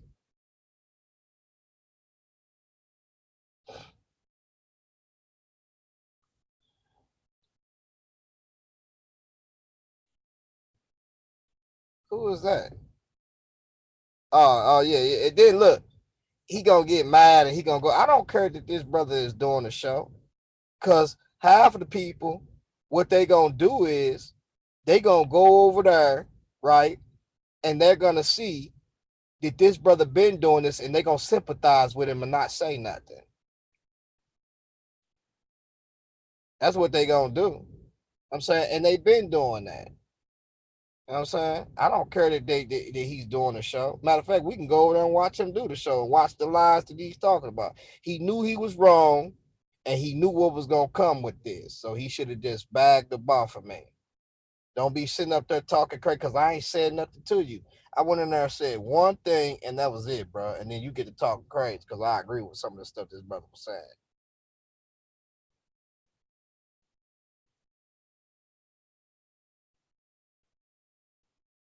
Oh, okay, yeah. So he debate him on the 23rd. And so it's a lot of stuff that comes behind. Man, it's a lot of stuff. So he debates inspiring philosophy on the 23rd. And I'm talking about, I didn't watch inspiring philosophy try to come up and pull stuff just reaching. Like, I'm talking about, when I say reaching, I'm just looking at this like, this brother is terrible. And I'm watching the Christians just, oh yes, I can do this and do that, because and not realize that this brother just pieced this together, and this is horrible. Ain't nothing good with this. That's why around that time of year, I promise, a lot of people come up missing. A lot of children come up missing around October 31st. You can do a study on it. I mean, let's not talk about all the rituals, but that's a conspiracy, though. That's what y'all say. Oh, that's a conspiracy. But the statistics don't lie. Numbers don't lie. they tell you around this time, people come up missing for some reason. Kids come up missing, all of that. I was talking about moving down there to Arizona, and we still, my son, his eyes get, we still might move down there. It's a nice little spot. So we look for stuff, vocab. He looking for, he pointed us out to certain directions and stuff. And so somebody was like, just looking at, somebody said, you make sure you start looking at the states that were looking at kidnappers and kids and stuff. And so they got to talk about Arizona. And you'd be surprised how many people come up missing in Arizona alone. And so then other states they was talking about, and I was like, man, I never would have like done no research like that. You know what I'm saying? Like, but the reason why the thing came up is because with a lot of sex trafficking and also kids coming up missing. So I'm saying, that was the deal with that. But yeah, we was talking about moving down there. We still might move down there, but it's just, you got to be careful. Hold on, y'all. You got to be careful. Very careful.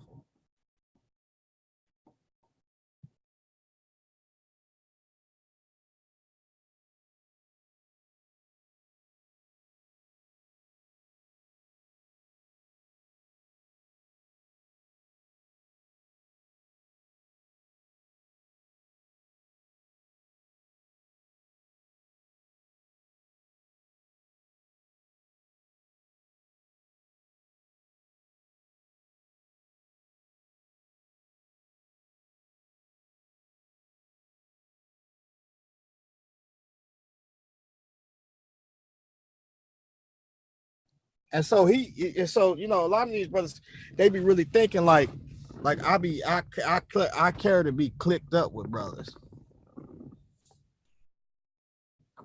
Yeah, but Ishay, I really didn't stop listening to him because he does have some great points. I'm saying I didn't stop listening to him, but I feel you though. But I still listen to him because I know he still teaches some good messages. Like, it's even certain stuff that I can go back and watch James White, even though I just have a dislike for this brother's what he does. But I didn't stop listening to him because he does have some good points.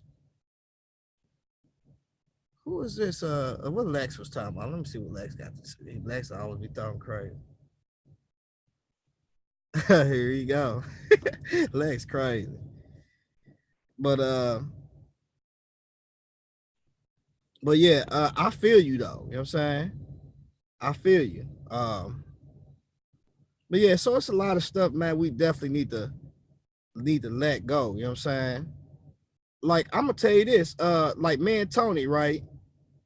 Me and Tony got disagreements about a lot of stuff, about his certain stuff. But guess what?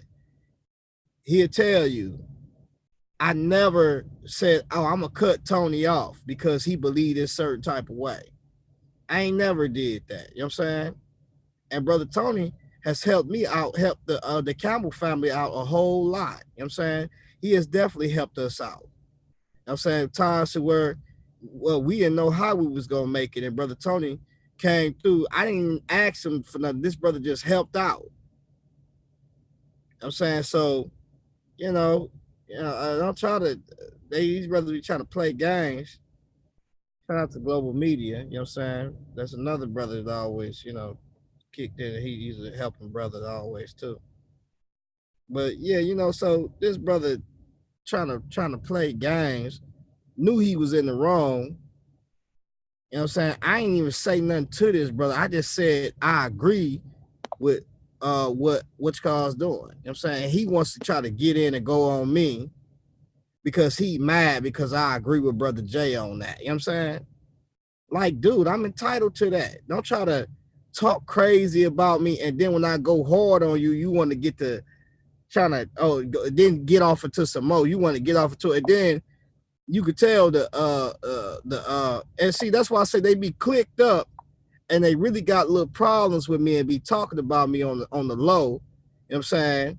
And they click up and say little stuff, because then you got brothers and sisters coming in they see me, they ain't speaking and saying nothing to me, you know what I'm saying, at all. You know what I'm saying? They ain't saying nothing to me. Let's see.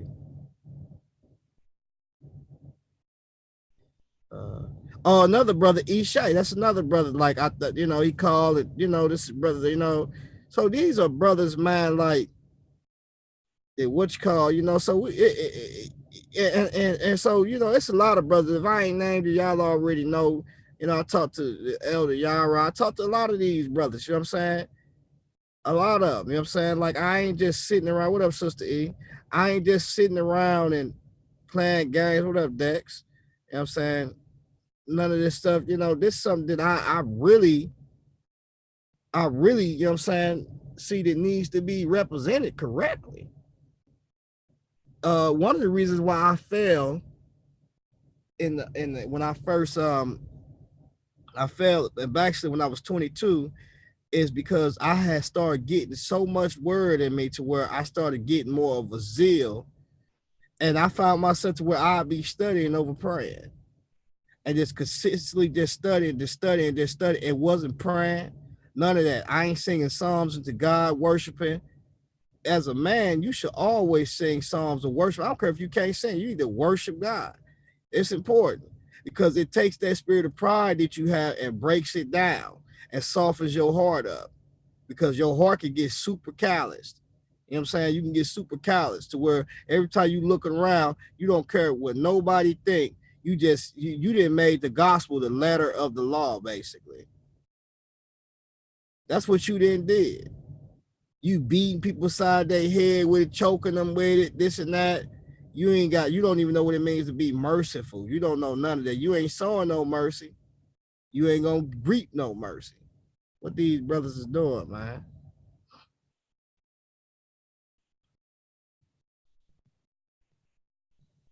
But yeah, this brother, let's see something real quick.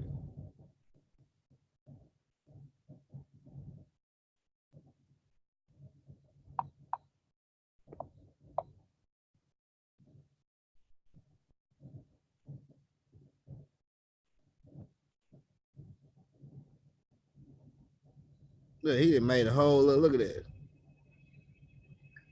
What is going on? You all Christians working with each other, but in his case specifically, we when we were one group, he didn't think it was a good idea for us to put our differences on blast, and for whatever reason, around 2018, his views seemed to change. Right, and so look, and I'm gonna tell you something. He basically gets off into making a video instead of him just taking what he need to take because he knew he was wrong. He gonna go make a video. See, they always gotta have a defense rather than saying, I did come at that brother wrong. Let me go ahead and just fall back. He gonna make a video when he know that he broke the group up. It was him that broke the group up because we was kicking this dude out the group and he was like arguing about taking the name, this and that. So I was like, let him have the name. Just don't let him go. You know what I'm saying? Because he always do nothing but just he be acting petty. You know what I'm saying? Like always arguing, fussing with somebody, got a controlling spirit on him, always trying to control somebody, and he still does it. He still does it. And y'all watch him do it. Nobody never say anything. Some people be in the chat room and be like, hey man, let that brother talk. Some of the other Christians be in the chat room saying, hey, let him talk. You know what I'm saying? So then he goes and he makes a video instead of him saying, let me go ahead and take that. The brother just got a lot of pride, man. He has a lot of pride. Just take your reproof and fall back because you knew you was wrong, bro. He go make a video. Why? Because he has to uphold this type of not compose. He had to uphold this type of image, basically. That's what he doing.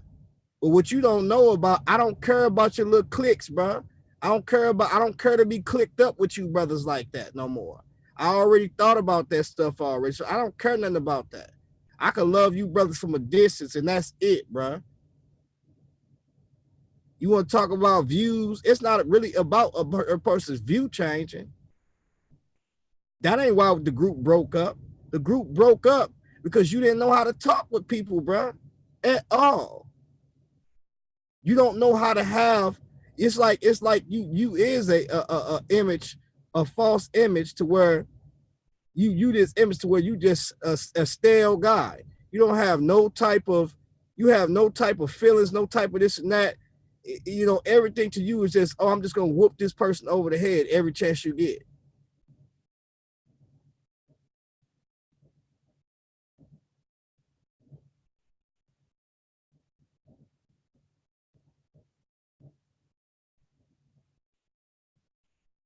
That's it. I know y'all love the Shield Squad and the SOG, and well, we got past that. We got past that. You know what I'm saying? But at the same time, this brother never made a change. He was always arguing. Even when him and Brother Jay broke up and they went over to Estate SOG, and we changed over to Shield Squad. We was two separate groups. He arguing over there. You know what I'm saying? He arguing with Brother Jay. You know what I'm saying? All of that type of stuff. People will tell you that. And he's still doing it now. He got these filthy ways about himself. Then the brother was, you know, like, come on, bro, don't try to play no games. Then you gonna go make a whole video. Look, check this brother out. Disputes with other people, and he then seemingly just started, you know, going buck wild, thinking it was just okay to just start trying to toss whoever he has a disagreement with under the bus. But I figured he and I still held to that view that if we have a specific disagreement on a topic, that we could discuss this in private as brothers, and that we right. Now he say he want to discuss it in private. When you put that out there on that board, you didn't try to discuss it in private then. You addressed me in there, and people knew already you was talking about me because y'all had already been talking about me, bro, already. So they knew that already. So you knew not to play then. I don't know who you could try to finesse your way somewhere else. I'm not going for that, son. You knew you was out of pocket. Don't try to play any games. Then you gonna go and get in pride and go make a video. Nah, take your rebuke and calm down, son. That's all you got to do. Call me later on, take a tablet, too, whatever, aspirin, and calm down. I'm saying you gonna go make a video exposing yourself even more. You just full of pride, dog, and you've been full of pride. Take rebuke and calm down. You always got to be at the forefront of something. You always got to be this I'm Mike Pereira. It took us years to see your face. Your friends took us years to see your face. We should have known then you wasn't a true friend. What kind of dude hides his face for years and then finally show his face? You see our kids, our family, and everything. You the only one that's hidden, and it's not in the secret place of God.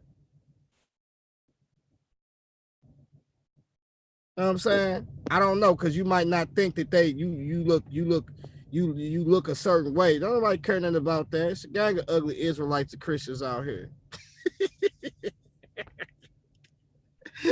Everybody tripping off you, dude.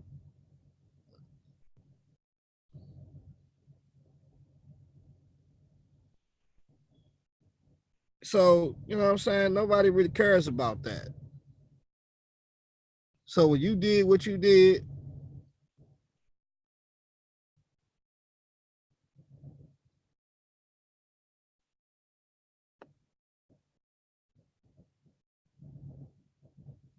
right. So he says, Renzo, he says that you don't believe God the Father believes, the God the Father believes all things. Don't believe God the Father believes all things. This is what he told me. No, basically what he's saying is that I believe that God chose, basically, my belief is that God chose, but the future is partially open. That's my belief. My belief is that God chose not to know what you would do because he gave you the choice to do those things. Now, some ways he can know certain things is certain that he does know.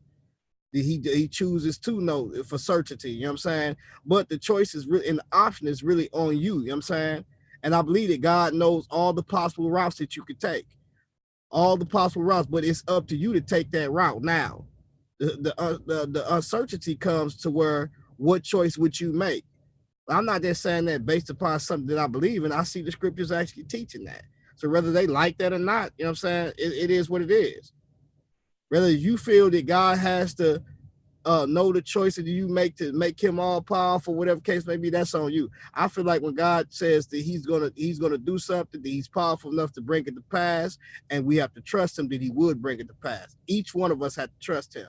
So whether or not, if I believe that way or not, that still should make you go around and be feeling some type of way or have something in your heart towards me, and then just try to just let it all out. You know what I'm saying? Let it all out and then try to act like you didn't do nothing. Yeah. I'm saying, that's how I believe. You know what I'm saying? That's what I see in the text. That's what I see. When I see God testing man, I believe that he also acquired knowledge. When he when he says he brought man up to I believe the divine niches. When he brought a man up to and to see what he will call them. When he told him to name the animals, it says to see what he will call them. That's what the scripture says. So, he is doing certain tests on man to see man's response and how they would function and do certain things. You know what I'm saying? Or searching their hearts. That's what I see in the scriptures. Am I wrong for taking that literal approach? That's the way that the authors was giving it to us. They gave it to us like that. Moses now, all the prophets was giving it to us like that. So why am I wrong for believing like that? They gave it like that. If they wanted to give it a convey it another way, that's what they should have did, and they didn't do that. I ain't got all day to try to sit here and figure it out. I know what the scriptures say. It always was in my mind. Why is that? I'm just not afraid to do what you guys are afraid to do. I always question that and ask that.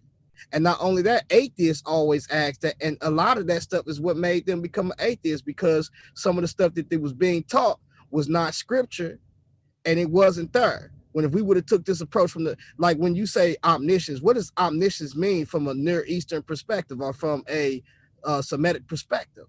What does that mean? You know what I'm saying? So these are things that y'all wouldn't go look up. I believe divine fluidity. You know what I'm saying? You wouldn't go, I believe God has many bodies. You wouldn't go look that up because you've been taught a certain type of way. I'm not afraid to tell you guys that no more. I don't care. You can think of me the way you want to think of me, but guess what you're supposed to be doing? Pray for me. If you feel I'm wrong about something, pray for me. But guess what? I guarantee you, I'm trusting in God. I guarantee you, I believe in the gospel, the death, burial, and the resurrection. And guess what? I don't push that on people because none of that really means nothing to me for real when it comes towards those type of perspectives. You know what I'm saying? Only thing I can give people is what the Bible is saying.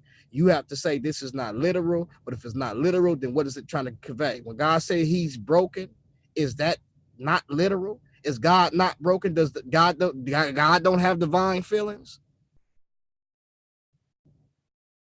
So, we can sit here and argue that stuff all day long. I'm just telling you what I see in the scriptures. And in the scriptures it says that I may know, not you.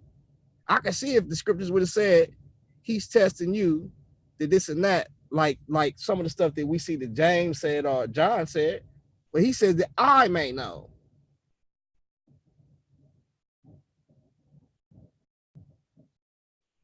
So I believe that God is acquiring knowledge, searching people. Why are you searching people's heart? What's your point for knowing that? But the scriptures say that, and so if I take that as being literal and not, and on the other hand, I can do that. That's how they conveyed it. I'm just reading the best way I can know God is what's being conveyed in the text on how they gave it to us. That's it. But that don't make me not saved or this and that or a heretic or whatever. You can say what you want to say, and you might feel that type of way. But guess what you commanded to do? Still love on me and pray for me, not to hate on me. So when you see me in that room, I ain't show no ill will towards you at all, faithful, at all. Only thing I said was I agree with the brother on that. but you felt some type of way, you got mad, and when you got mad, you moved wickedly, you know what I'm saying? And this ain't the first time you moved wickedly, you know what I'm saying? And probably won't be the last. But hey, look, you gonna learn today. So then you went and made a video instead of you just suffering wrong. Cause like I told y'all, he has this image that he has to upkeep. And y'all seen it. But he gonna get it together because y'all gonna see in the future, he gonna start making some changes because he know it's been exposed now. He been doing this for a long time. Nobody ever really just brought it to the forefront. A lot of the Israelites was looking at it and saying, y'all need to deal with that brother because he disrespectful. You know what I'm saying?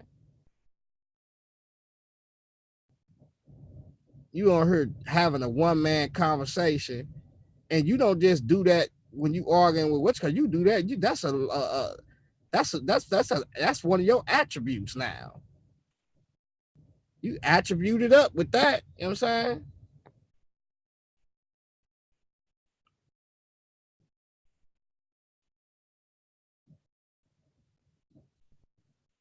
No, I don't take the Arminian position.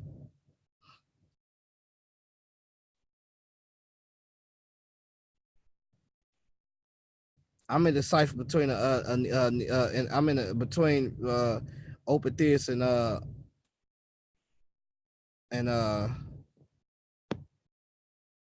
you say, and a Molinist.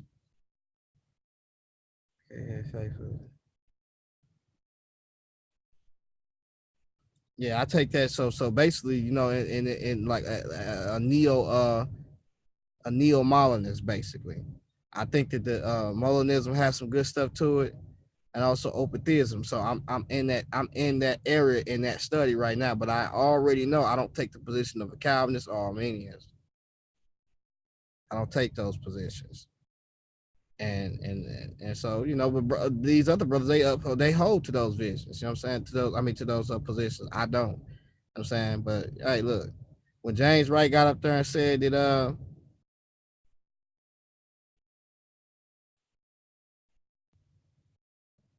yeah, they be moving like that doing that. And then you know they so disrespectful because I was watching how when they came in the chat room, you really see they feel some type of way. Everybody, what's up, this, that, what's up? You know, they ain't saying nothing to me. What's up, this, that? So, you know, they feel some type of way because they know I've been seeing what they've been doing. You know what I'm saying? You ain't been dealing with these Israelites in love. You've been just arguing up here to argue, screaming and yelling all day. That's what you've been doing. You ain't dealing with them from a perspective of love. So, and I didn't already told you in the past already, I'm not going to be playing and dealing with y'all, man, because what you're doing is you just got a script. You got one West script, moderate script, and also Christian scripts. They got a little pamphlet that they got to go by. You know what I'm saying? And I'm starting to realize that a lot of people don't like to deal with the context of the scriptures on what it's saying. Now, I'm not saying I'm right all the time because I could be wrong about some stuff. You know what I'm saying? I could be wrong about some stuff. But for the most part, the handling of these scriptures that y'all be doing is super sloppy. I'm just keeping it honest with you. So I love y'all. You can whatever, but this brother gonna go and make a video in a whole 58 minutes edit. You know what I'm saying? In 52 seconds. Yes, because he has this image that he has to uphold. He's been doing that for years. Just suffer wrong, fall back, and relax. You know, don't get your hemorrhoids all, you know, oh, you know. I don't know what you thought you was doing though, because one thing we can do is we can prove, we can all come together and say that faithful to God broke up SOG and he's the reason why we split apart. He's like a drill sergeant. But he knew I wasn't going for that because you're not going to be, you know, first of all, he had a problem with Sister Cherry. He had a problem with vocab. He had a problem with So Real. And these are all the people that he went out and got to be in the group. He had a problem with G Man. You know what I'm saying? had a problem with Brother Jay,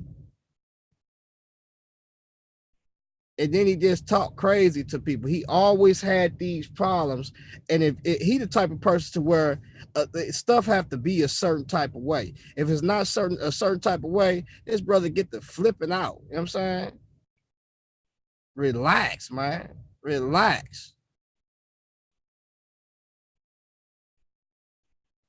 I don't care about being clicked up with y'all groups, bro. I'm already past that. I don't care about none of that, bro, at all. So you can say what you want to say.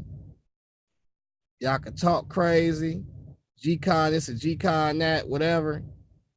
But at the same time, she'll come over here, come listen to some of them lessons so you could fight against that some of that demonic possession that's going on within these people. You know what I'm saying? But I still listen to y'all brothers, you know what I'm saying? I'm always checking you brothers out. Don't think I don't be watching. I'm always watching. You know what I'm saying?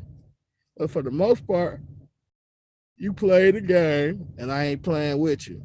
Don't try to get on there and try to talk crazy. And I'm talking about I ain't like a whole new person. I'm like, who? I know this ain't faithful to God doing this. Like this brother tripping. He tripping. I'm talking about going hard on me. I'm just thinking like, brother, I just came in with like, yeah, I agree with Brother Jay on that. This brother went ham.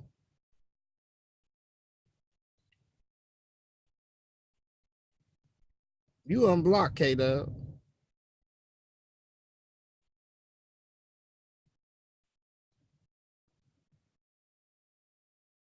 This brother went ham. Went crazy. So you ain't got to believe what I don't care what I don't care about your little groups that you got. If you seen me and you've been holding on to this, and then another thing too is the fake pages. He'll feel some type of way, and instead of him coming to tell you, he gonna come with a fake page. What's up with Christians and their fake pages, man? I don't understand that. Why do we do stuff like that? I don't do that. I come and just come with it.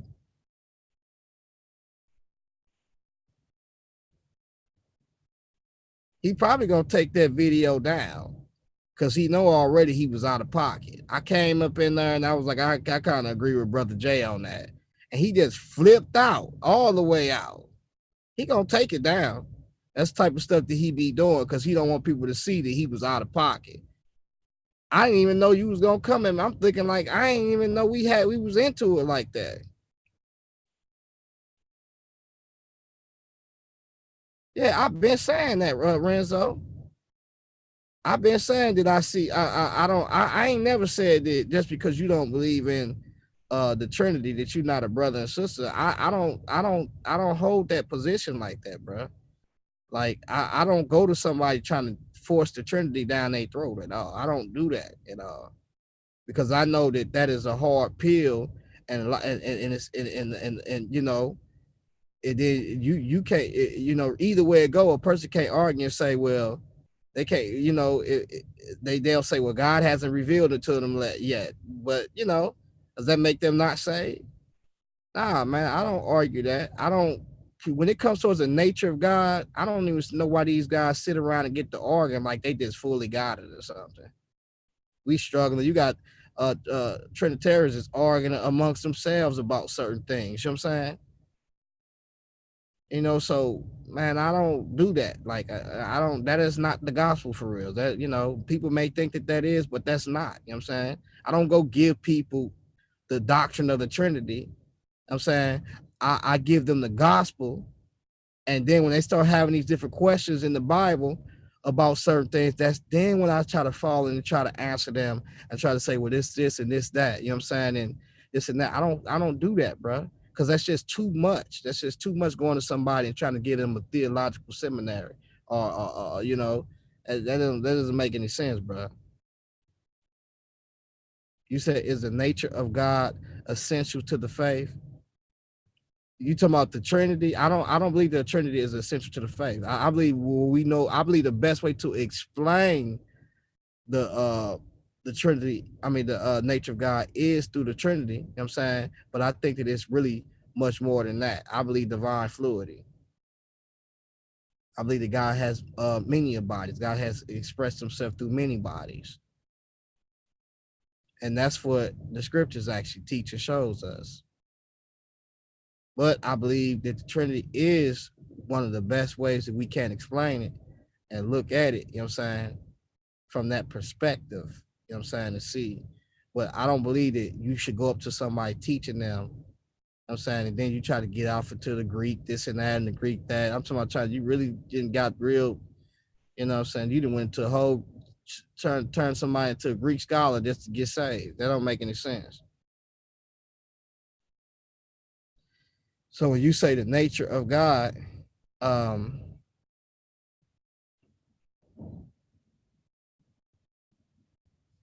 where's it a direct command to know the nature of God at? I think so. The more so, the message is very important. That's why he says, "Who the man say that I am?" Right, and he says, "Thou art the Son of God."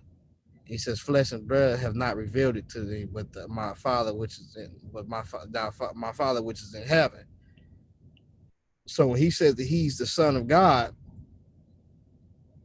you know, he's not. He's basically, he's not giving you to where he's saying, well, you have to know this. He basically just saying that, listen, he's from God. And the message that he has is very important. That's why I said, if you don't believe me, believe that the message that I have. And so what message was Christ trying to bring? Was Christ trying to, mainly the whole time, he was playing games. And, you know, when it came towards him being divine. And so even when you talk about a person being divine, you have a spark of divinity that's in you, your spirit. So but you ain't divine like Christ. That type of nature is a type of nature to where people try to say that Christ was created. I don't believe that Christ was created. I'm saying then they try to go to Micah and try to say he came out of eternity, and they try to say that his origins. Well, you know, the word was always with the Father. When did the Father, when was he without the word? You know what I'm saying? Or they'll try to use wisdom as, well, wisdom. Are you saying that wisdom was born, or wisdom was created? So you mean, what was wisdom before it was created? Was God without wisdom? You know, so this is all that just foolishness for real. You know what I'm saying?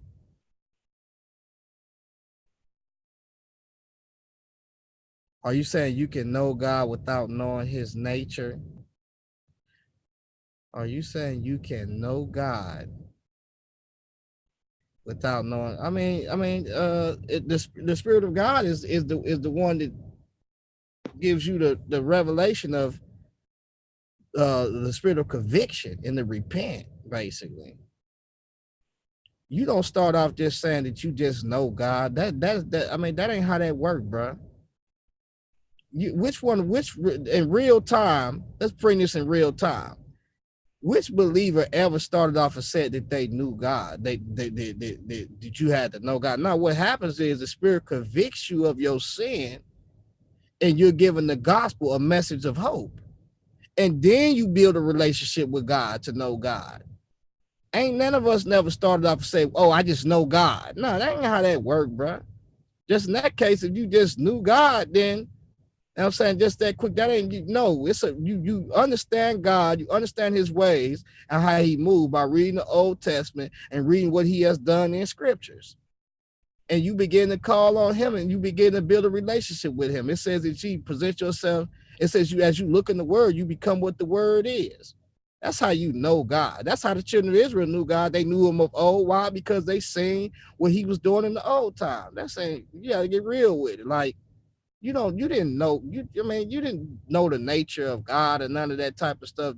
Just no, that ain't how that works.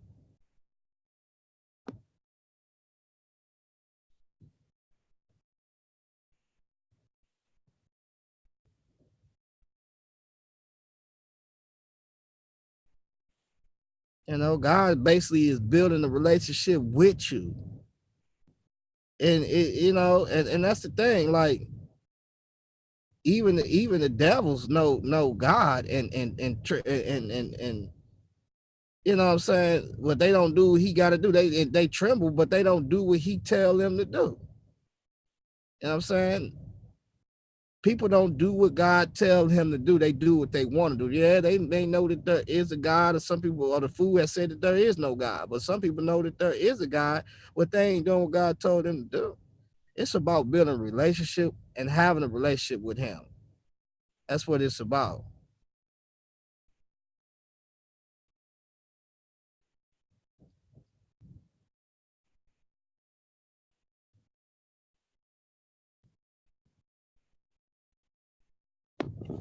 Yeah, so I mean, we have to, let's be real. You know what I'm saying? Let's just be real. How did you come to God? You came to God because somebody came preaching the word to you. You know what I'm saying? He says, how should they know, or how should they hear? And he started talking about a preacher. So the word, the message was preached unto you. You heard the word. That's why he says, and they that come of me, they come to me, shall be taught of God. He said, so when did the Father ever teach you anything? He taught Israelites something. He didn't teach you nothing. That's why he was talking to Israelites when he said that, because they was taught of the Father. And he says, when the Son came and he was speaking, the Son wasn't saying nothing different from the Father. And he told them, he says, you don't believe me because you have not the Father. So when he came speaking, he knew already who was the sheep was, because why? Because the sheep heard him and they came and they knew that this was from the Father. That's why they kept saying, this is the one right here. This is the prophet. What he was saying was nothing different from what the Father said. He said, I speak the words of my Father. He was speaking the words of the Father. So therefore, they can identify with him because they identify with the Father. They was preaching the same message. It says, they that be taught of me shall come unto me. What Christian today that was at that time a Gentile that was taught of God that came? None of them.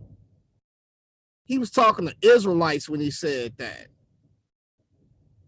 And the Israelites was at that time, they was the world. You know why they was the world? Because he came unto them, and their job was to come unto the people. And that's what they did. And the rest, they was cut off. Why? Because they failed. Why? Because you see why. They failed because God, they was hard in their heart. He said, the day you hear my voice, harden not your heart. They harden their hearts.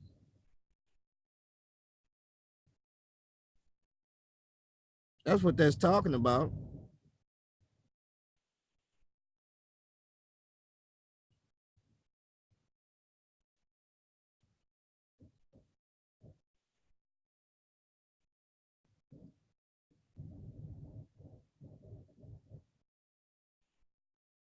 At Christ's return or before, when will God's divine nature be revealed? I think we will experience the fullness of God, or we will know more once we leave this body. I think that that's when we gonna really know. I think that when God will be all in all, and I think that that's when we really gonna know. Really, I think right now we're touching some of it, but it's still not there. It's a lot of stuff that's still not there, and so because we're so finite in our mind that where we can only explain it a certain type of way. But how, how God reveals himself, and he has revealed himself as the person of Christ. And so then he also shows that person of Christ is, as we see, came as the loving, the mercy of God, getting personal with them, his grace, his mercy. You notice he always brings his mercy, his grace before he brings his judgment. That's what he always does. That's why when you look at the top of the Ark of the Covenant, the mercy seat is there, and within the mercy, within the inside of the mercy seat is the judgment, is the law. So you can't say that he ain't never brought his mercy. That's the same thing what he did with the Pharaoh. Now he came to the house of Pharaoh, and when he came to those people, he showed his mercy. And he said the iniquity of the Amorites was not yet full. So he showed a lot of his mercy.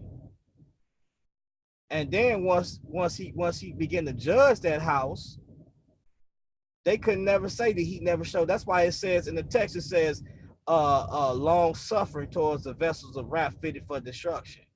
What if he was willing to show the vessel his long suffering? He sat up there and he was, you know, why what do you need to be long suffering towards something that you notice if it's fitted to destruction or ordained to death like you say it is? What is that about? That ain't what that's talking about. That's why. That's why when you read Jeremiah 18, it tells you what that's talking about. You know, how you able to make choices and decisions to change circumstances. God, we have seen in the Bible to where man has repented of something and God has repented on what he was going to do unto man. He has changed his stance on that. He did it plenty of times in the scriptures to where he keep telling them to do something and they don't do it. And he changes his stance on what he's dealing with if they repent. He does that in the scriptures, and we try to convey that away and try to say, oh, that's just enough so we can understand. Man, please, he didn't already gave you the way to understand it. You just don't want to understand it. This your perspective. You know what I'm saying? You don't really trust God as being all powerful of bringing to pass what he say he can bring to pass. You don't trust him. He got to possess this type of this type of, you know, knowledge or understanding for you to even have this. Nah, he's an intelligent guy. He's definitely intelligent and all powerful. Where if he declares something, he could bring it to pass. But who is he declaring it to in the first place? He tell you who he declared it to: his prophets and his servants. He didn't speak in secret about it. He said he said in the scriptures, I didn't speak in secret about it. He said I declared it. So when it happened, you can know that I told you it was gonna happen. And I brought it about to happen. He said, I ain't like these idols or these other gods where they say something gonna happen, but it don't happen. You got people prophesying and saying this gonna happen and that gonna happen. He said, I'm not like that. He said, when I say something, watch it. I watch it. I'm gonna perform what I'm talking about. And you want to sit here and bow to idols and look at hills and false deities and oracles and stuff like that. When I say something, if I say I'm gonna get out of school and beat you up at 2:00, get ready for me at 2:00. That's what he's saying in so many words. I can do what I say that I'm gonna do. You know what I'm saying? He says that he has been declaring it since the beginning, from the end to the beginning. And so when you look at the end, he was what is Israel's end? Let's look at the scriptures, what it says. It tells you what is their beginning. He said it from the end, right, to the beginning. So when you look at it, you look at what their end was, the end has come to them. What was the end that he was talking about? An end that we see that he was going to lead them and destroy them because what they was doing. But then even with that, he changed that and said he wasn't going to make a full end after saying that he was going to make a full end. But what makes him change that is because Israel starts to repent. And also he just recalls to mind his mercy. You know what I'm saying? That mercy there. He's not, even though we see that it could get real hot, he gets hot, he gets upset. He still we see intercession that still take place. So these are divine counsels that God having. We can go to these scriptures one by one and show you that it's not what these guys are saying. And when they ask you, what is this conveying? They can't tell you. They get to man, I can show y'all videos to where you be watching, you be like, man, this dude sounds silly. This is awful. And it's right there. And they talking, you looking like, man, this dude just made up a whole nother God. Where did he get that from? Because the scriptures ain't talking about what he's talking about. Where did he get that from? They didn't make God a Greek God, basically. He's a Greek God. Because when you start looking at Platoism, you start reading. I'm going to tell y'all something too. I've been studying Greek philosophy. I'm gonna show y'all something. I'm gonna show y'all where the type of evolution that you see, or this blind type of evolution that you see, where it came from. It came from some a Greek philosopher. It brought that in, and I'm gonna prove to y'all that, because there was two worlds of thought, and when they started explaining his, I can't pronounce his name, but I'm gonna get his name and write it down because I can't pronounce it. But the dude was an atheist, and also he was teaching what he was teaching. It was the same teaching as what people teach when it comes to that type of evolution, unguided process. It's the same thing. I've been listening to that stuff and looking to it, looking at it, and looking at this professor teaching it. I'm just like, man, that's crazy. I ain't never see that there. When you look at it, the word atheos or atheist, that's where it actually comes from. I'm saying, not saying that all Greeks took that, you know what I'm saying, because a lot of Greeks were serious about when you talked about the things of God. But it was this sect of Greeks that took on this type of mindset. I'm gonna tell y'all another thing too. Philo, that brother was heavy off into Platonic, you know what I'm saying, philosophy. That was like one of his heroes. He's another one. And I'm not saying, you know, that all the stuff was bad, but it's just some stuff there that really makes God not a person. He's not a person at all.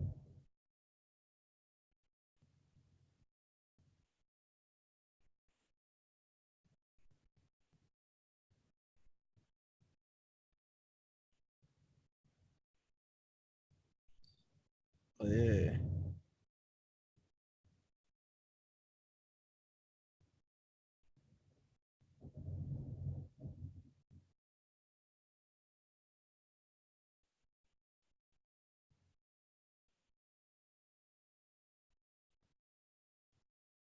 One of the ways that God has made himself knowable, even before the Christ came, is through his different manifestation of his prophets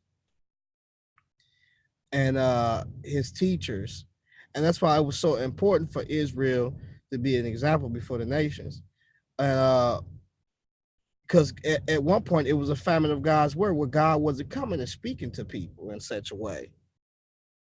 So he made himself known through his prophets. And it shows you that in Hebrews. But also, you have a consciousness within you. That's why it says the Gentiles which have not the law, but do by law, do by nature the things of the law, which things are written in their heart, and their conscience bearing them witness. And so what is the conscience? The prefix con is joint, and knowledge, science is knowledge. So you have this joint knowledge with God. But what happens is people corrupt that knowledge, and because they corrupt it, that's why you have to have writing. You have to have laws. So when you will corrupt something, there's laws that's written that can show that this person has corrupted their conscience. That's why when he gave them the law, he said it should be for a witness against thee. And so the conscience, he says, man has become one of us to know good and evil. So the conscience is an aspect of God. That's why you can be a Gentile and not have the law, but still have this certain light. And what the conscience is, it is a type of light that is in you. That's what we use when we start talking about more objective morality. So, but to get personal with God, to get personal with him is through the Son. But even with that, the body is so like it's a lot of stuff that God will reveal to you, but he doesn't reveal to you all at once. You know what I'm saying? He doesn't reveal to you that all at once, none of that. And so he's not coming to you and saying, well, this that. He's coming to you to give you a message, Christ, and giving you hope, which is the gospel, and to preserve you. That's the best way of preservation right there, to preserve you, to save your soul. And so within that saving soul, where do you begin to learn of God, and where do you begin to know God? And it's the spirit of God. But what is the spirit bearing witness of? It's bearing witness of the word. That's why it's important for you to read the word and the Spirit will bear witness of that word and give you and give you instructions and teachings. I'm saying, which is where we get our epistles from. And every other, law that we see. So that's what it's about. It's real. This stuff is simple. It ain't, we make it so hard, it's real simple. I'm saying it's simple.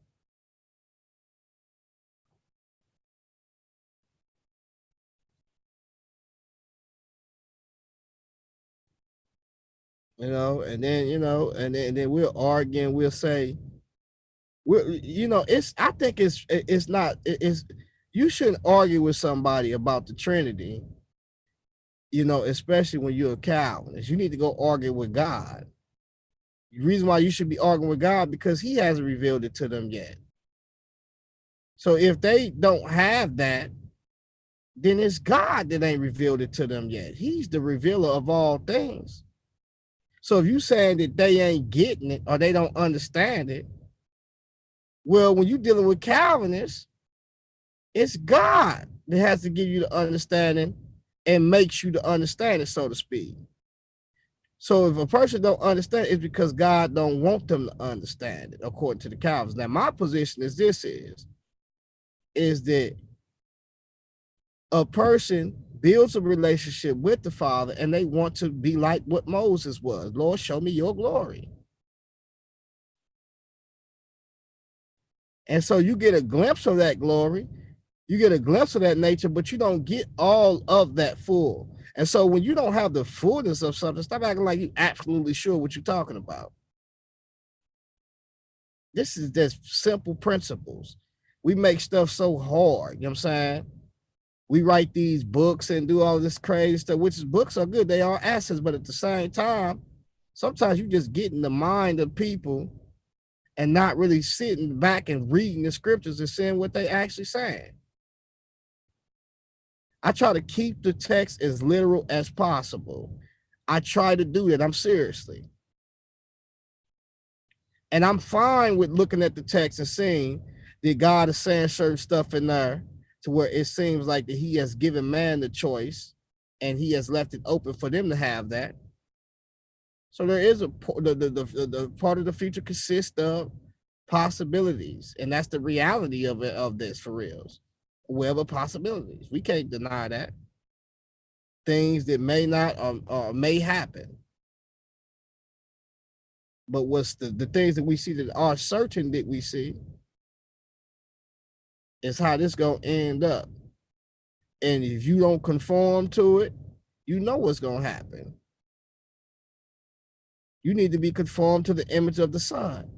If you don't make the choice and decision to receive the Spirit of God and the Word and conform to the Son, you already know what's gonna happen already. That's where we start experiencing the omnipotence of God, the power of God, because now he's telling you, I'm sovereign. I got the power to destroy you if you don't listen to me.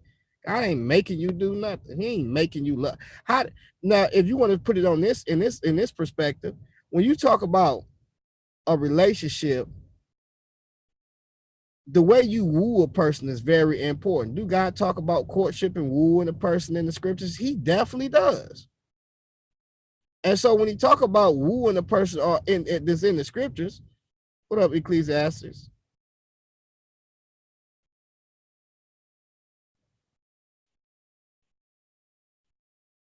It's good to hear. Yeah, I mean, really, I'm telling you, man, like I appreciate it. So when you wooing a person, it's a relationship basis. You basically are in courtship with this person, and you getting to trust each other. You're learning to trust each other. I'm saying you revealing things to that person. That person is revealing things to you.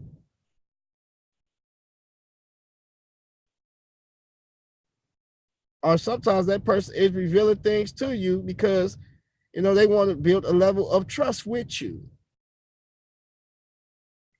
But that's what it is.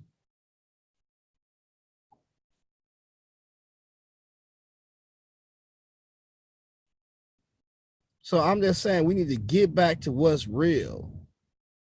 because these are real experiences in this Bible. These are not fake experiences. These are experiences, and they still happen today. So the moment you try to take these experiences as not being real, then that's when you start teaching people about stuff that's not real. You're not what like when they say God, like God, oh, he just magically just hardens your heart. Now that ain't how that works. A person's heart is calloused and hardened because the hardships of the world. And so then when God come to you and you already had a conscience, but you corrupted that in the first place. And so then when he come to you and try to get you right and measure that conscience with what you had, which is the word, then the first thing a person does is they want to reject, or a person might receive, but they want to reject. Why? Because they being put up under the lens, and the Spirit of God convicts a person of their sin. And some people don't want to turn away from their sin. They want to continue to keep that sin, harvest it, instead of turning away from it. You need to turn away from it. Then they say, I ain't guilty. Adam said he wasn't guilty, basically, and did what he wanted to do.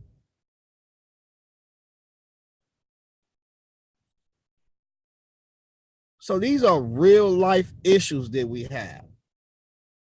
And the moment you look at the Bible as real life issues, then it becomes real unto you.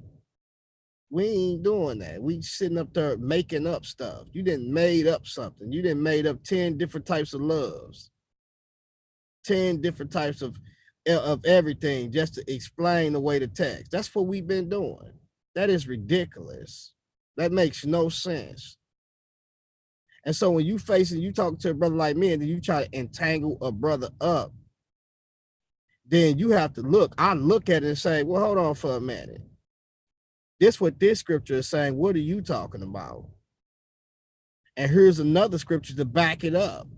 And then you start realizing that what you've been teaching is really philosophy and vain philosophy at it. And it's not even what's in the scriptures. That's why when these brothers get to facing these brothers with the open position, they get beat up, because they know already they're not teaching from the perspective of the scriptures, and they got to make up stuff. This brother just made up something the other day, and I'm just like, man, how you gonna just made some stuff up? And I'm just thinking, like, that scripture don't even say what you're saying. You just disrespected the text. You heard somebody say that you read a book, but you never really looked into it. You don't even understand your own proof text. The text that you're using to try to prove your case, you don't even understand it. And when he brought it out, he thought he brought out a proof text. He didn't even understand his own proof text. And when I started bringing out other scriptures, then he stopped responding, because he knew you got caught, bro. You don't respect these scriptures. You don't respect the cultural context of what it's trying to say, nor what the Spirit is telling you. And it's clear right there in the text, and it's not even hard. It's so base. And it'll start, the scriptures will start coming alive unto you. Then you'll start viewing God as a person. And once you start viewing him as a person, you won't view him as just object of this type of worship.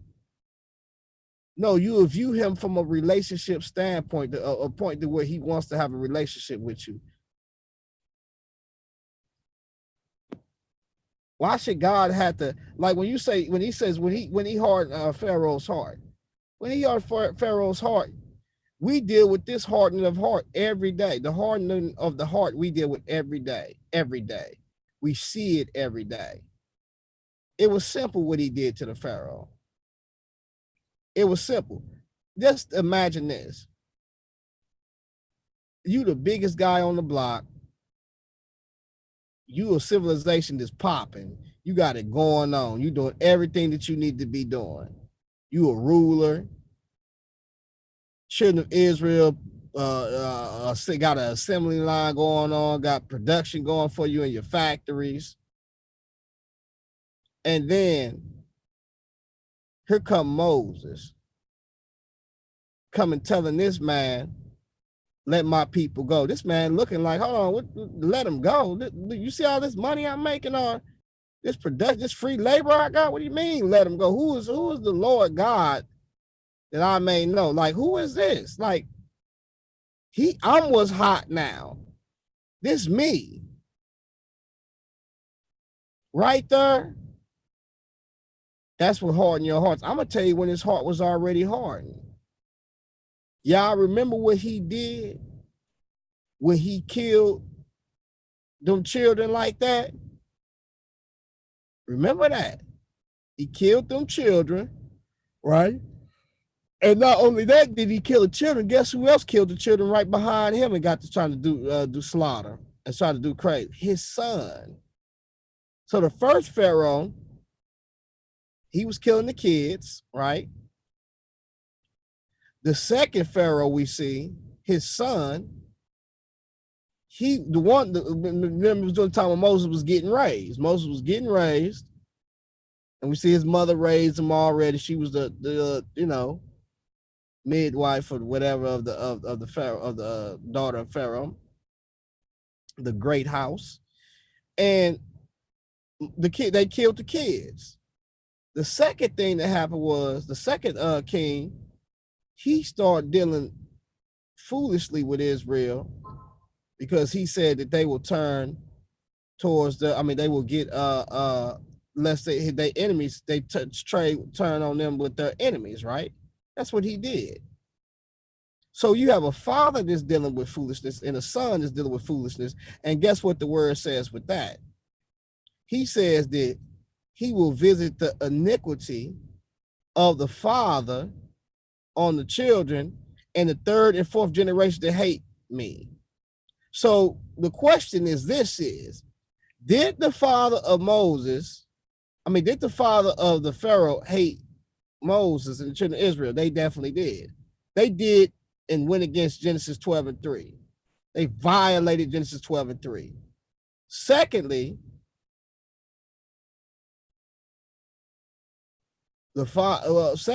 was the father wicked? And what did this fourth generation come from? What we start realizing is that Moses came out in the fourth generation. So we see clearly now that this guy that we see was already violating the blessings of Genesis 12 and 3. He had to be dealt with. But before God dealt with them, he sent Joseph down into Egypt. And they seen the mercy of God, the great house, but they forgot God. So this ain't just looking at something that this is something we could parallel with Israel. This guy, and this is what Paul did. Paul paralleled Israel to the Pharaoh and to the other situations with the children of the patriarchs. That's what he did. He showed them that the real Passover is Christ.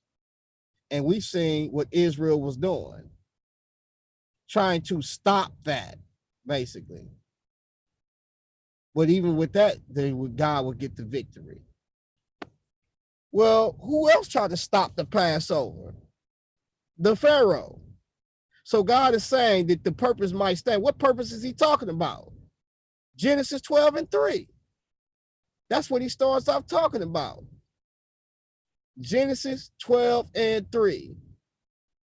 The gospel. He started off the chapter 1 with the gospel is the power of God unto salvation to him that believeth, to the Greek first and then to the Gentile. And start making a distinction between what they was trying to bring a righteousness by. But he said the righteousness without the laws being seen. What laws? He talking about the law of Moses, but it was a righteousness that was outside of the law of Moses. And the law of Moses cannot disannul the promise of God, which is the gospel. That's what this man is dealing with.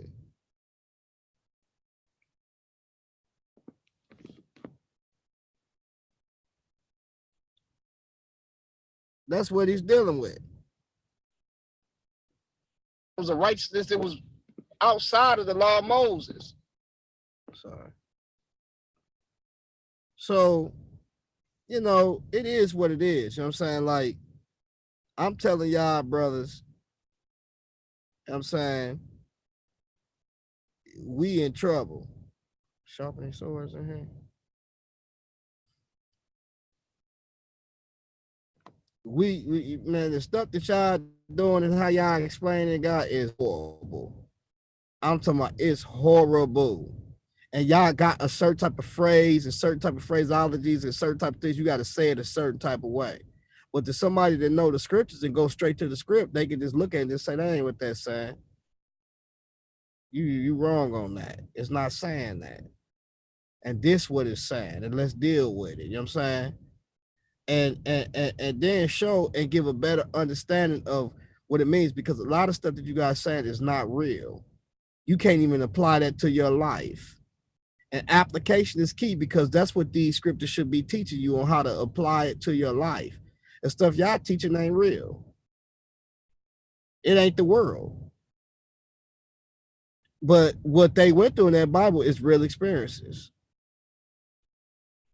And even if you want to say, well, this is a myth, what is it conveying? Always look at what the message is conveying. These brothers don't look at that. They give you some stuff, you be like, man, I can't take that out into the real world and use that. That's retarded. That's why I don't like, you know, and I'm not saying, because I'm looking at this stuff and I'm viewing it differently now, and I'm saying the Christians been lying too. They've been lying this whole time. And so when you viewing that stuff like that, then you start to realize that, hey, look, I'm gonna have to rethink some stuff and relook at this and revisit these scriptures back over again. But you didn't come to this place by accident. You always had these questions there. You just never looked into it because you was being fed something else, and then you didn't want somebody to view you as a certain type of way. You always felt like this. But when it comes down to the nitty gritty, the only reason why you believe God on what he say he is and what he does is by his word. God didn't have to reveal his word to you at all, but he did. He revealed his word to us.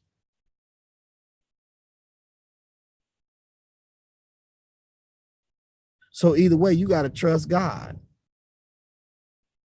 When I first heard the word of God, I was convicted on a lot of stuff that I was doing. The Holy Spirit was convicting me. And it ain't no type of condemnation like the law would give you. You just feel some type of condemnation, but it was a conviction to where I could say that I was actually guilty of what I did. The problem is everybody don't want to face that type of guilt.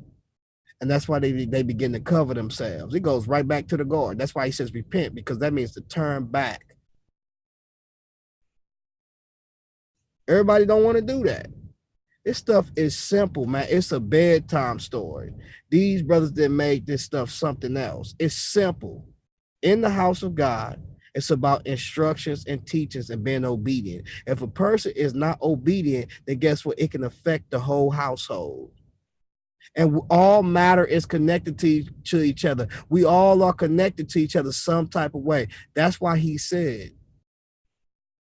that God may be all in all. And not only that is, that he said in the scriptures, he says that clearly that he's going to gather the things together that are in heaven and that is on earth.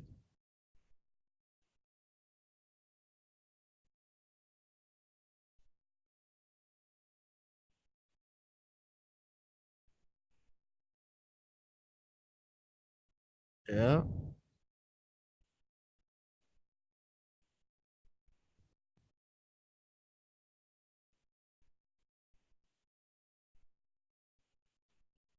So when this brother's sitting up there making videos and he ain't really what you call, you know what I'm saying? He went and made a video that fast because you got called out on it. He gonna go erase that other video because that's what type of stuff that he does. But if you go and listen to that video that he just did, that the video on Facebook, you're gonna see to what he did. And then he tried to hit it with the, well, I'll call you later. Bro, you totally just, you off.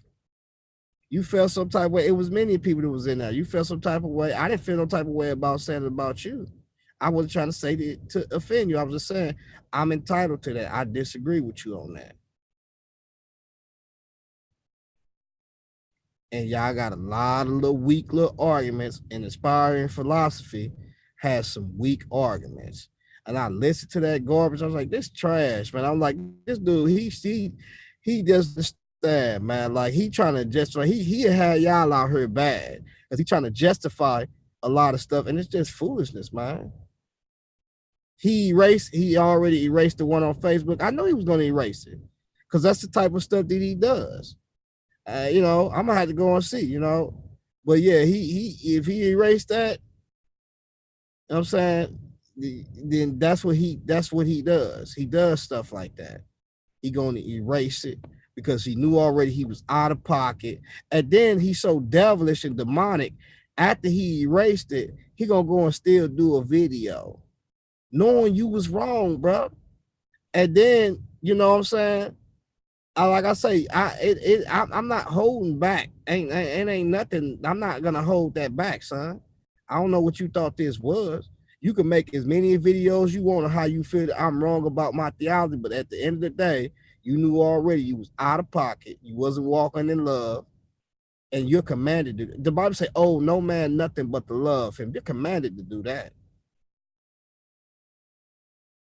Nah, you can't even come on. I ain't finna bring you on. You better take that trash out. I'll bring you on tomorrow. I'll be at the crib. I'm gonna try to wait till my kids go to sleep and try to come in and get on because I'm gonna be at the house tomorrow. But nah, biblical rum room, I ain't bringing you on because you just want to get on here, get the sobbing and getting super emotional and stuff. Then you ain't even got no beard, so your face too slick to be. I'm starting. You got to grow a beard. You gonna talk to me? Nah, I'm playing. Your face is too slick, so you be coming out with some slick lies. Ain't no problem. Nah, I'm just playing though. But yeah, so he does stuff like that. I'm saying, and so it ain't no what you call it ain't no yeah, his face naked. Like I don't know what. That boy's face slick like a glass table. He got a glass jaw. Oh man, that boy got his boy's face is smooth like an apple screen. Oh man. I said, man, I hope you ain't driving no white van either, man. I just playing with you. But yeah, but that's what the brother does, man. But like I say, the Campbells will have the brother in our prayers tonight. Cause that is what he does, man. That's the type of stuff that he do, you know what I'm saying? Right, Sister E. Man, that brother be going at it all day. And the brother though, he goes nonstop. I be thinking like, man, I just hit this brother with a blow to where I know already he ain't gonna come back. This brother don't care. He just keep coming. This brother he like Jason or something. You know what I'm saying?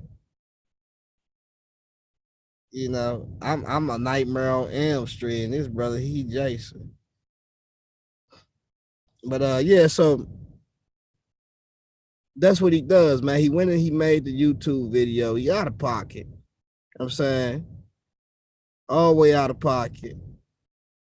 Like I said, I really don't know too much about the conversation that him and Brother Jay had, but I do know that Brother Jay is really making some making some points that to where you just can't look at it and you just can't deny these things. And and you see what they did to him. I'm gonna tell you exactly what he did. I'm gonna tell you what he did. This the tactic that they do. I'm gonna tell you what they do with me. They know I can't write. I'm not a good writer. I can't write and I don't speak that good. So they'll use that. They say stuff like that. You'll start seeing a lot of them. And it's really a lot of the reform people. It's them that do that. It's them. They correct you on certain things. They do certain things. And I just be having to tell you, but y'all need to stop doing that because it begins to get embarrassing after a while. You know what I'm saying? And so, it's them that does that. And I love the brothers, but at the same time, they have a way of coming off like it's I only mess with a couple of Calvinists. Like I don't mess with them like that because they very rude, you know what I'm saying? And these brothers, man, they don't be walking in the spirit of love at all. It's just everything is a type of knowledge, and then don't even be talking about nothing in the first place. Be making up stuff. You know what I'm saying? Making up defining things. They got their own dictionary on how they define stuff. Oh, it gets ridiculous, man. And so, right, Mike Ranger. And so you know, and so the love is very important because it takes a person to where you don't agree with somebody and you don't really agree with what they teach you, but it takes you to continue to love on that person. I'm saying, like, sometimes they may not accept it at that time. They may not accept you, but they might continue to watch you. They might continue to watch you and to watch your walk, and they might look at it. Then later on, they might come to you and say, you know what, you was right. I done had many of people that came to me in my inbox and say, you know what, you was right about that. And this and that, such and such and such. But it is what it is, man. But you know, the brother, man, he just he did that. Then he went and made his video because he was upset. You should have just fell on back. You knew when you made that video you was out of pocket. Then whoever that other little brother was, I don't know who that was that was in there with you. Y'all was out of pocket, bro. Instead of you saying that he thought because he didn't mention my name. Now I call names, Faithful. You ain't gotta mention my name. You mentioned Brother Jay's name, but I called names. But you knew already they knew I was talking because when he was coming in the room, you could see the response that I was responding when he said it. Because I didn't. That's when I started getting at him when I started saying he got hostile. So this brother hostile. You know what I'm saying? Like, what's up with that? You know what I'm saying? Here comes Sister Cherry, and they all coming in disrespectful, ain't speaking, you know what I'm saying? It's not. See, that's how when you know brothers is holding stuff, sisters is holding stuff against you for real. They mad at you, you know what I'm saying? But that's what they do. I let them do their thing. You know what I'm saying? I love on them, do their thing. We didn't already got into it several times. You know what I'm saying? I ain't with all that hollering and my ears. I'm already 38 years old. I can't be sitting back listening to all that yelling and stuff like that. This truck already loud enough, and then somebody yelling out in the truck. I can't be dealing with stuff like that. And then people just arguing just to be arguing. And then some points that they be arguing, you be looking like they dead wrong on that one. You just dead wrong on it. You know what I'm saying? Then you just don't want to change it. But I can say that this, Sister Cherry do always be writing down, taking notes on a lot of stuff so she can correct it. But sometimes she just dead wrong on stuff. Like I said, I love the sister, but I can't be dealing with all that type of stuff. And so then when y'all come in the room and y'all being disrespectful, you know what I'm saying? And I'm looking at y'all, I'm like, man, y'all yeah, you already know they done chose up their side already. You know what I'm saying? They done chose up. But then if you go and you listen to her panel, you can see that this brother then went over there. He he done took over the whole channel down there. You know what I'm saying? He's sitting up there yelling this and that. So then I'll be like, man, I usually come through, just stop and just watch it. Man, who gonna stop through there? And Faithful over there ain't letting no good dialogue. He ain't letting nobody talk. I come through, nah, I'm good. People be like, get on the panel, nah, I'm good, I'm chilling. You know what I'm saying? Because a lot of these brothers and sisters is arguing from a perspective to where they it's hatred in their heart now. And it's got callous, and because they hate the Israelites so much, it's a war now. Like, you can't be like, here's my thing. If y'all notice something about me, I don't go and post stuff that shows to where this person fell victim of, he did this, he an Israelite, he did this and that, and then they go and post a pastor. See, these are games that these two parties play. I don't do stuff like that. You don't catch me sitting up there posting stuff and say, look at them, look what he did, and man, I told y'all they ain't no good. But then you go and you look and you say, well, man, look what's going on in the church. That just ain't right. I don't play games like that because I feel like that's foolishness, and I feel like it's a pride thing now, and ain't nobody getting delivered from that. Nobody's getting delivered. And then when they do feel like they get delivered, they learning wrong. They starting to get zealous and starting to want to be a Christian apologist and want to argue all the time and argue with people. Now, I'm not saying that sometimes debates and arguments don't help out, because sometimes they do. But then when you get to the point to where you growing this hatred in you and people can see the hatred that you have, you sinning against the Lord. You sinning. And you don't even know that you sinning. because you getting calloused and you got this hate all the time. You sinning against him. Like I told the brother, I said, yeah, you could have. I told this brother, I said, I said you could have disagreed with me, and that's fine. I said, but now you didn't started sinning. And he was like, what you mean by that? And we all guilty of it, because I do that. I have a disagreement with somebody, and sometimes they'll be taking it so far to where I'll be like, I'm gonna start disrespecting this brother because he, you know what I'm saying? And the moment I start to do that, there go the sin right there, because now I'm not walking in love. I'm in hatred now. You got this secret hate in you. But not knowing it's being revealed, some people can see it. Like when that brother did what he did, he went and he knew he had to erase that if he erased it, because he knew what he did was wrong. You don't do no stuff like that. You come in, I'm just saying out this and that, and put the smiley face. He want to get to talking crazy, want to get super extra serious and try to go off on me and do it in front of people, and then try to act like he knew I was gonna get riled up. You knew that already. You knew as soon as you said that, you knew you should have known I'm in trouble now. This brother for the flame me. And I ain't even went in depth into how you broke that group up. You know how you broke that group up, bro. Couldn't get along. You know what I'm saying? You was mad because they booted you out because you was disrespecting, over talking people. We can go to Sound Showtime. It shows on there. When Faith to God get on the show, guess what? He got to be the dominant one. He's about to overtake what's called show. What's the brother's name show? He's from the James White show. James White didn't pay him no mind. He went back to talking to vocab. But he was finna take over that because that's what he does. And he only on Sister Cherry show because she be getting 30 plus viewers. If she had 5 or 10 viewers, he wouldn't even be over there. He always try to go where the views at. That's what he does, because he got to be this great apologist. That's not what it's about, bro.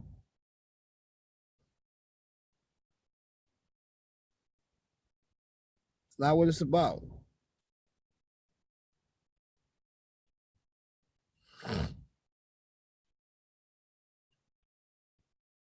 Who is Gary?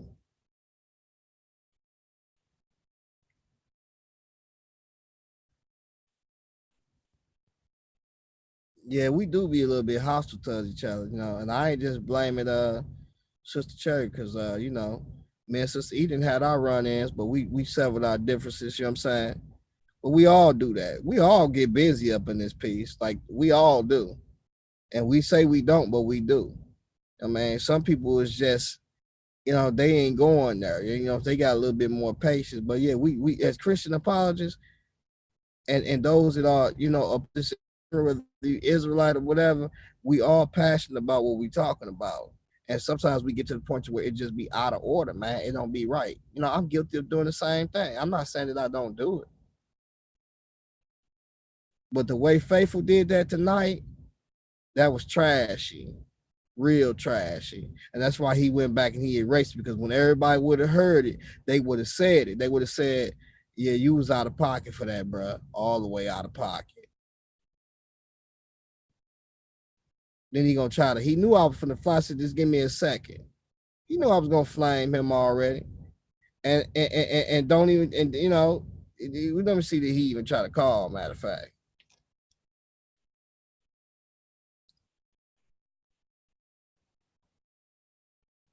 And he didn't try to call either.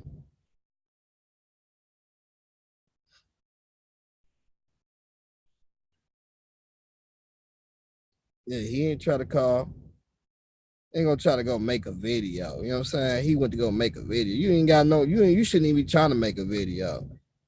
You should be trying to get that right, what you was talking about.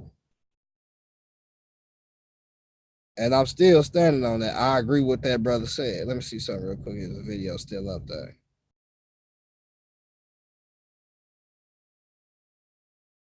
It's about, you need to fix this. This ain't a good look. But you forgot what you did. Like you was looking super good.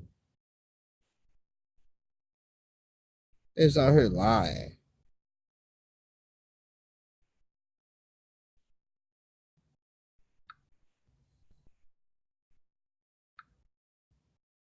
Let me see something. And it looks like we are live right now. No, he's still on her. Facebook. It is this dubious. It's still on. No, I'm not calling it an idol, but you could call it. You could say, well, you could strawman him as he essentially tries to strawman. Honest, I'm going to be totally honest right now. When you were using your polemics against, for example, Christmas, you were utilizing a non-Trinitarian website from a offshoot of the Worldwide Church of God, and you took a section about Deuteronomy 32, and you misused that section because they were misusing it. And for example, this is something that Jay used, and with this, I'm going to wrap it up. And also, I see that someone else is in the live stream. I'm not going to say their name, but I'll just say that certain people that have aberrant beliefs need to check themselves before they start commenting on what they agree or disagree upon, especially when those beliefs have not been historically held to by believers, and they can be considered heretical. So I don't think that people should be advocating for poor understanding when they themselves are holding to specific poor understanding in certain areas. So let me go ahead and go to. So what he did was he tried to James White me. That's what he did. See, that's what I'm saying. Like, these brothers be around James White and they students of James White. They done picked up the spirit of James White. He tried to James White me. That's what he said right there.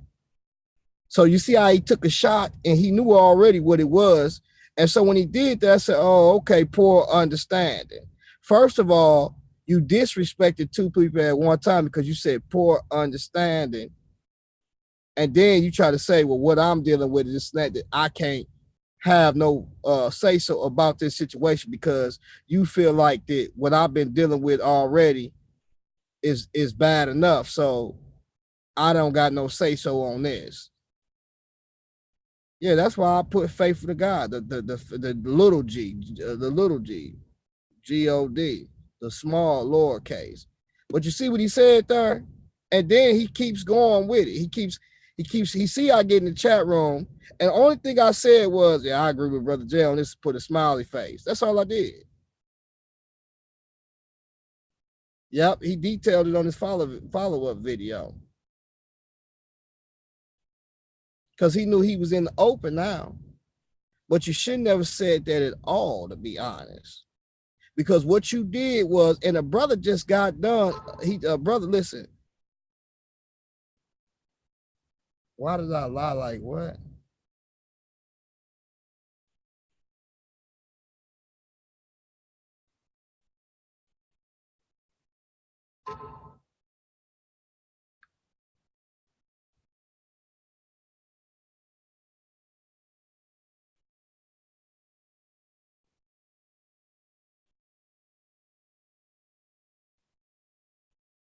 Oh, well, I apologize, Sister Michelle. I apologize because she did come in and she just said, God bless you all, my brothers and sisters in Christ Jesus. So she did say, she said, yeah, so I apologize. She did. I apologize, Sister. I'm sorry about that. She did say that. She came in and she did speak. She said, I God bless you, brothers and sisters. But, you know, but even with that, you still feel some type of way, regardless, because I know, because you still don't, I mean, you usually come in and you be like, what's up, G Constance? And that you didn't even come in and do none of that. You just say, you know, so I know you still mad about some stuff that man you got that was said, but it's all good. I still love you, you know what I'm saying, regardless. But yeah, I know just enough to know, you know what I'm saying? Just like I know my sisters and my family, when they feel some type of way, you still, you know, you still got some type of way in this. Yeah, you did come in and say that. Well, usually time you will make it known, my brother G Con, but you ain't do that because you know why? Because you knew already that you still mad at me about stuff. And that's understandable. You know, you could be mad, you know. I love you and I understand. I don't expect you to you know, when you get ready, you'll be ready.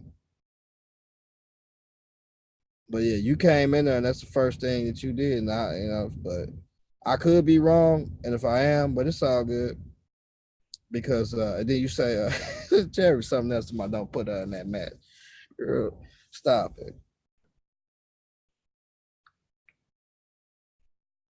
But anyways, yeah, so, you know, the brother just, you know, he he out of pocket, man. Bottom line, what he said, it was just, look at this again. Let me show you what he gonna do though.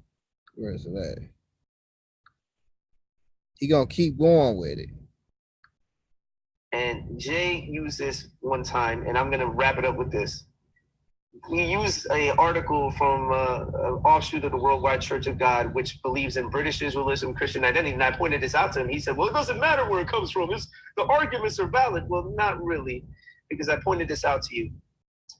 Here we're going to start, and we're going to go to verse 1, where it says, give ears, O heaven, and let me speak. And let the earth hear the words of my voice. Oh, no, not Exodus, not Deuteronomy 32, Exodus 32. My apologies, Exodus 32. Tripping. Exodus 32, that's what it was. So it was Exodus 32. I apologize, y'all. So here's Exodus 32, and we're going to wrap things up after this.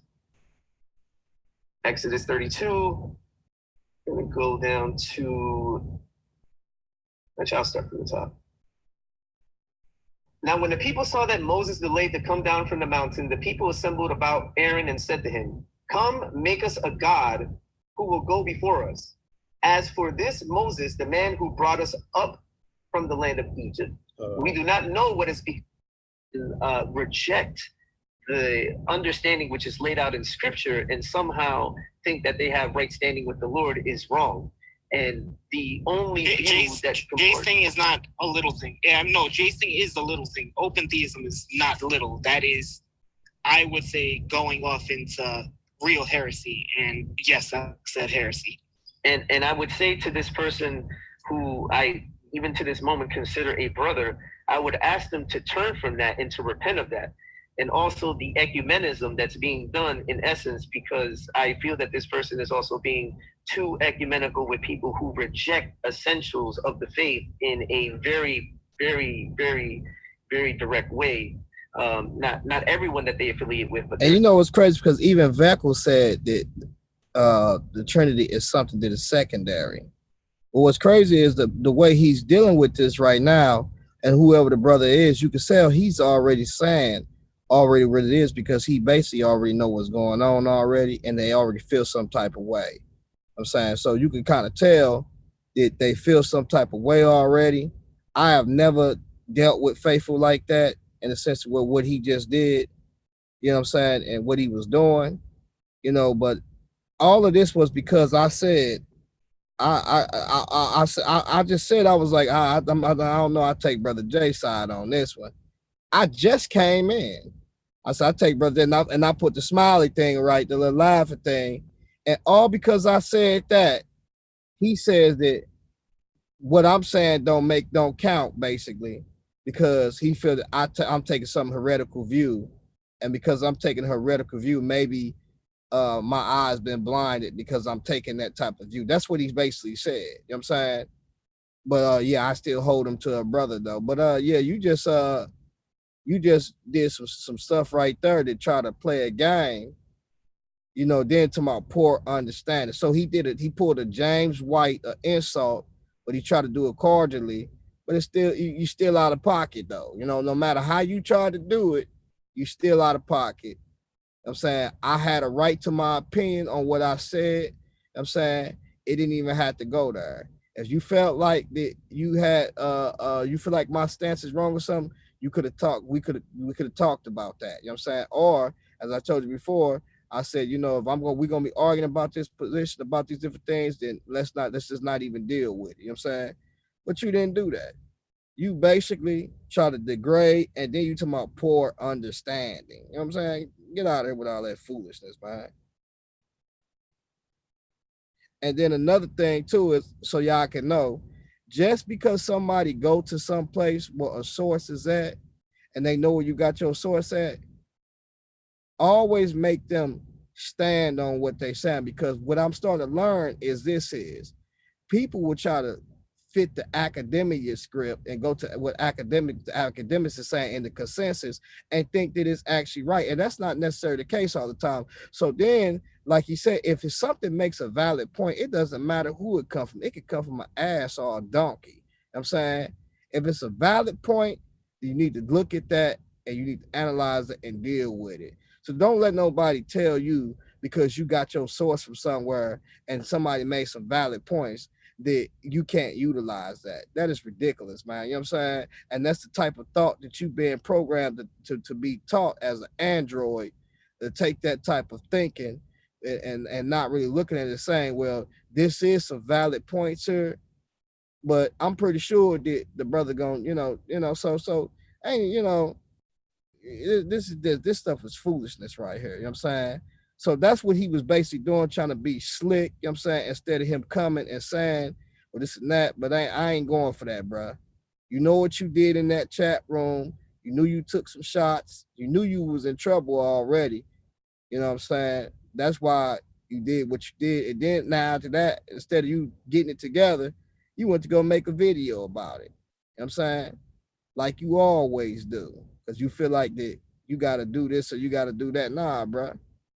Calm down. Stand down. You knew you was wrong. I came in there. I had an opinion about it, and I'm entitled to that opinion. I never disrespected you at all.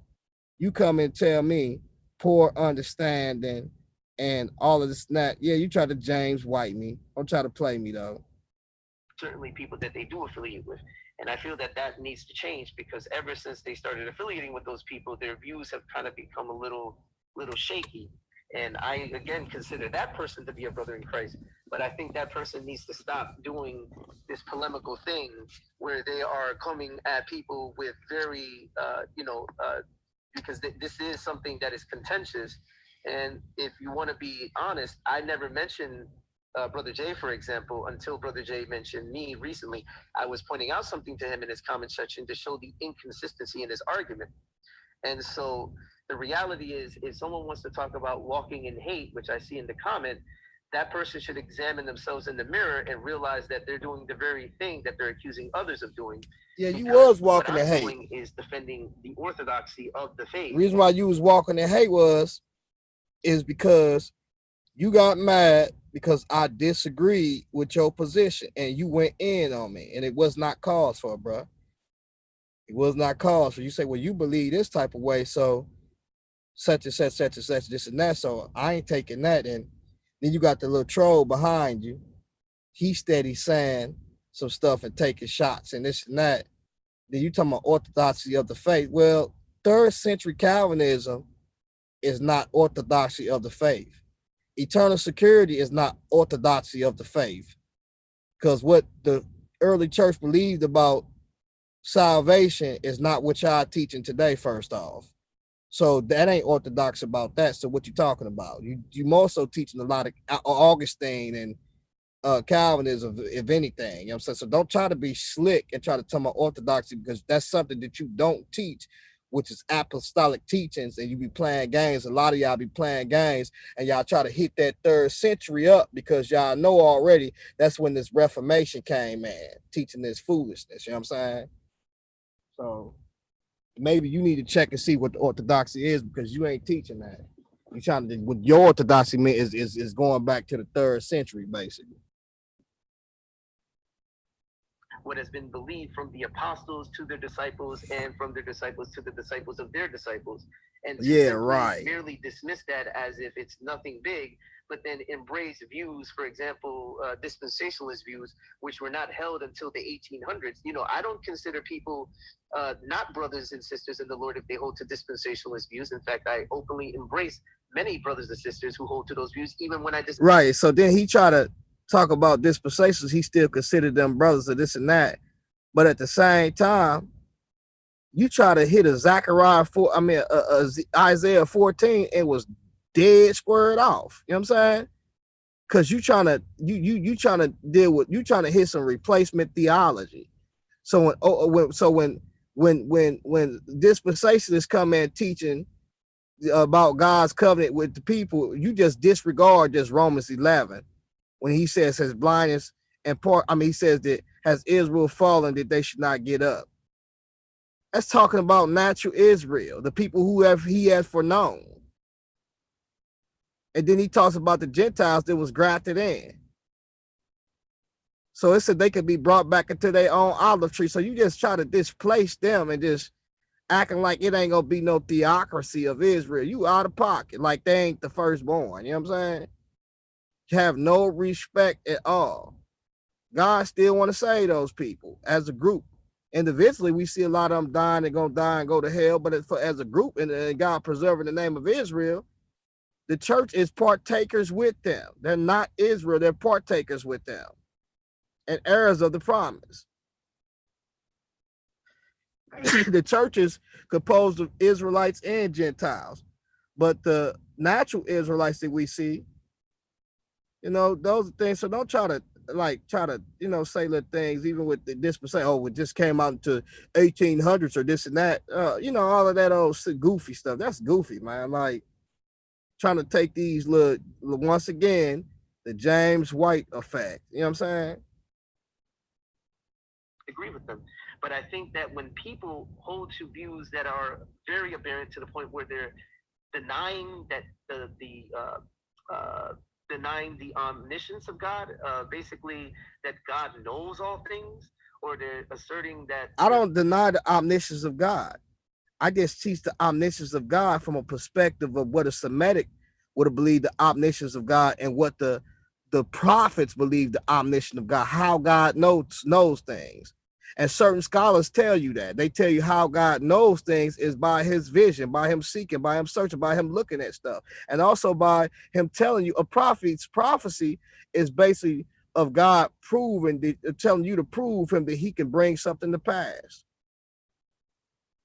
That's how I view it from the perspective of how they viewed it, on how God knows things. He has messengers. He has what you call. That's how I believe. I believe divine fluidity. You know what I'm saying? So maybe you need to look at how you view that. You know what I'm saying? But that's not essential to the faith, because regardless about how we all view it, guess what? We still all have to believe. And guess what makes us to get the faith to believe? Hearing God's word and believing his word and saying that he's able to do what he says that he's going to do. He's going to bring it to pass. He's powerful enough to bring it to pass. Let's talk about the omnipotence of God. He's all powerful. So I believe he's powerful enough to bring about what he says he's going to bring about. Just because I believe that God gives us choices and that all future events have not been settled, that makes me a heretic. That's what the scriptures teach.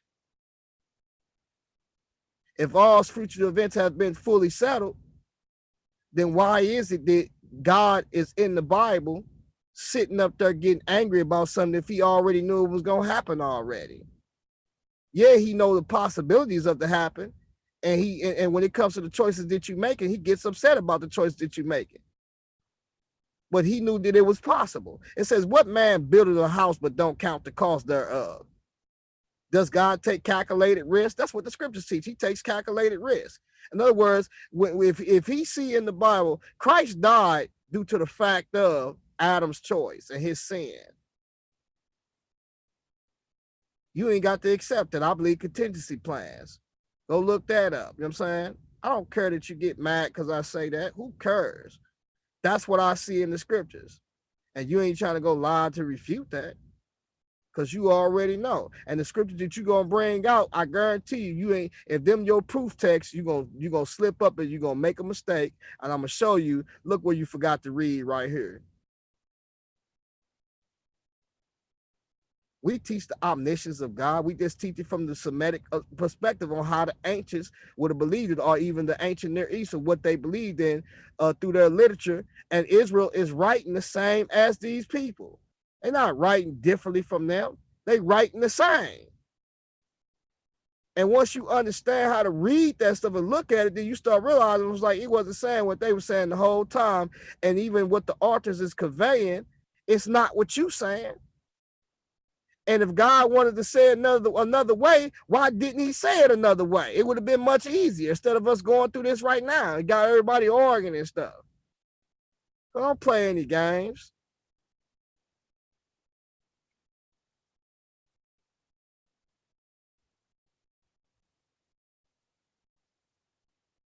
The deity of Christ and things like that can be distorted, and that somehow that's okay. I think that that's wrong. And I definitely don't think that someone should be holding to those views. And instead of them coming in here and correcting others or saying that they agree with someone else, rather, what they should be doing, if they wanted to be consistent and talk about, not being divisive, because this person is being divisive, is to actually be neutral. Right. So he gonna tell me, see, that's the brother's problem right there. His problem is he wants to control people on how they view a certain thing. Instead of you just saying, this brother entitled to his opinion, he had to go way left field and James White me. You know what I'm saying? I'm telling you, the James White effect is on this brother. Instead of him just saying, well, you entitled to your opinion, bro.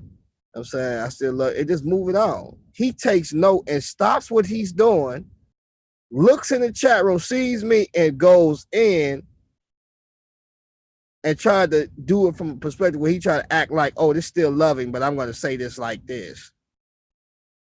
I wasn't even talking about that. I was talking about the conversation about these holidays or certain things or whatever that was being said. He goes in there, he wants to say something different. You know what I'm saying? That's what I'm talking about, man.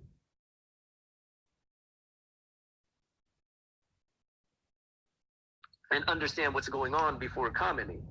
It's funny. So on that note, yeah. I do want to just, sorry to cut you off, but this is the absolute last thing I just want to say. Quote from the Proverbs: "Profuse are the kisses of enemies, but faithful, no pun intended, are the wounds of a friend." Yes. And I do want to say this too, just one last thing for the person in there. The mere fact that they are speaking that way that they are is actually, unfortunately, showing the intents of their heart. And I think that that's wrong, because when someone talks about wanting to expose someone. Right. So look at him. See what he does? He plays these little games instead of him just saying, yeah, I shouldn't have came at that brother like that. I'm sitting up there telling people that they got poor, this and all this type of stuff. And these brothers would insult you with kind words. And that's ridiculous. And that's what this brother did. And tried to be slick on it. You know what I'm saying? And got caught in it. And then he knew already I was going to go in. That's why he trying to, oh, you can call me or this and that. Nah, bro, I ain't got nothing to say to you. I don't know where this energy came from when I came in there and said what I said. I've been on certain things, disagreed with you about something, you never got mad. But like I say, you've been holding something in your heart. You know what I'm saying? So you felt a certain type of way. If I would have known you was going to act like that, I would have never said nothing, because you never acted like, I didn't disagree with you on other things. But if I would have known you was going to get in there and get to acting like that, I was like, dang, this brother is really upset. I just said something to say, I agree with that brother Dre on that one, you know what I'm saying? And then put the laugh thing about letting you know what I'm saying? It's funny to me, you know what I'm saying? I ain't in here thinking that this brother feels some type of way about me, or I ain't even know that. I never knew that. Last I checked, we was good, you know what I'm saying? Last I checked, you know what I'm saying? We ain't talked in a while, but last I checked, it was good, because I know already that a lot of these brothers really wasn't dealing with what I was dealing with, so I don't expect them to force them to try to talk to me at all. They call, it is what it is, you know what I'm saying? Brothers go through stuff or whatever, you know what I'm saying? Hey, look, I got you if I got you, you know what I'm saying? But otherwise than that, I ain't partial like that. So he tried to play a little game, he got caught in it, I ain't going for it, bro. You know what I'm saying? Then you try to make me think a certain type of way, or, oh, I should have been neutral. Wasn't nobody else. Everybody was sharing that's what this thing was for. I'm supposed to be neutral. Well, I'm supposed to be neutral for? What you telling me what I'm supposed to be? Like you trying to put a mindset on me and then get mad because I don't think you've been doing that for the longest. When a brother don't take your mindset, look what you do. This is exactly what you've been doing. You ain't been doing nothing that we don't know about. When nobody agrees with Faithful, guess what he does? He gets mad and he gets upset. and get to saying all types of stuff. But I don't know who that brother was he was up there with, but you can tell they was trying to take little shots and enemy this and all this so crazy stuff. You don't even really know what's going on. And then I'm gonna tell you something. When them brothers got mad and I started saying stuff, and me and brother got to it, them brothers was on that panel was talking crazy. They was talking crazy on that panel, and they was wondering why I was going off because they all on this panel. And first of all, they only come when there's drama. They only come when there's drama. If you notice something, they don't never come to your page until there's some drama. Then they on your page. They ain't came to your page any other time. But as soon as there's some drama, when you teaching something, they ain't on there. But let you got some drama. Guess where they at? They right there. But I'm gonna tell y'all something, and this is of a truth. Whenever you see that them guys who be in them camps go live, they be having over like 600 to 700 people watching. You know why? Because they support each other. Christians, they don't support each other. Then they wonder why the church is falling out. And then I'm gonna tell you another thing too is the reason why the reason why we see that what goes on today is because a lot of these guys, they love drama. They only come out for the drama. That's it. That's it. Because that's what they used to. They so used to arguing. My wife told me this. She said, you be arguing so much with these people. She was like, you be bringing that stuff in the household. Sometimes I do that. I'm guilty of that. That's what they used to do, arguing and yelling and fussing all the time. And sometimes they'd be dead wrong on something and be yelling all the time. Like Faithful, he dead wrong on something. I'm straight telling you wrong on that, bro. And he's still trying to fix it to where he can make it work. But if you notice, he never brought out no video about that Isaiah 14 because he knew he was wrong about that. And I told him, I said, you shouldn't take that perspective because when you deal with Isaiah 14, they're going to point you back in this area, and that's what's going to catch you up right there because you're going to have to deal with that. Instead of you just taking correction, just say, I messed up on that. I said that wrong. A lot of the prophecies that's in Isaiah, Ezekiel, and Jeremiah are what you call partial fulfillments. Yes, you have some full fulfillments, but they're partial fulfillments. Like when it talks about Isaiah 13, the chapter before Isaiah 14, it talks about that Babylon will never be inhabited again. But we know that it is being inhabited again. And they is doing certain things. So that means that we know what happened in the history of Babylon. They was absorbed or taken over by the Medes and Persians. They wasn't. Somebody came and sat on the throne over there. They didn't destroy that place. Then later on, we see Alexander the Great wanted to make his capital in the place. So it has to be a partial fulfillment. Well, when does the full fulfillment become? Go look at Revelation chapter 16 when God says he finna deal with Babylon. He ain't forgot. He finna deal with them.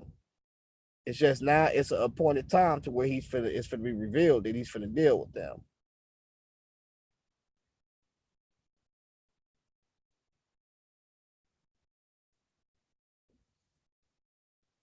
As opposed to walking and operating in love, because what we did here was an act of love, not to disrespect Jay, because we made it very clear that he is our brother, but we disagree with the way that he is interpreting certain. Then he said an act of love.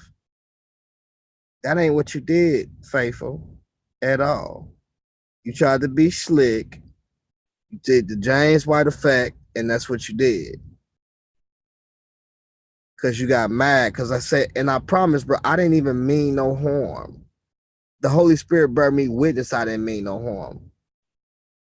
I said, clearly, I agree with Brother Jay on that and put the laugh emoji. I say the same thing with So Real and all them other brothers and sisters. I didn't mean no harm, bro. And for you to do what you did, that wasn't solid, yo. And I didn't even know you felt that type of way or you had that type of hostility towards me to even do that. all because I said I'm gonna have to agree with Brother Jay on this one. It's been plenty of times I didn't agree with Brother Jay on something or agree with you on something right there on the panel, bro. So when you did that like that, it just let me know. And y'all brothers was been up there, been talking already. Cause this brother, that's why you could listen to them and tell these brothers already been talking behind closed doors about G consciousness. You can already tell.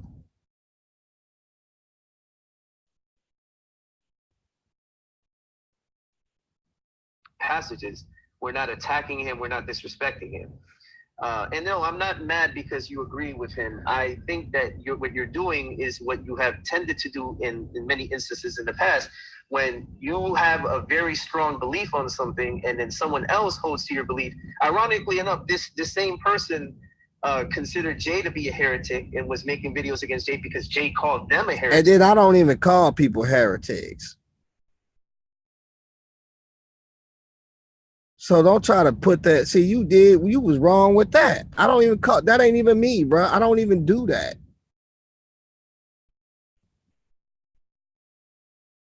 So you just making up stuff. You know what I'm saying? That's what you doing.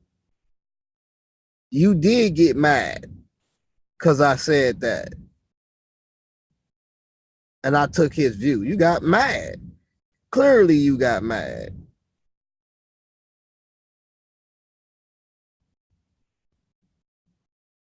And start going in on some other stuff.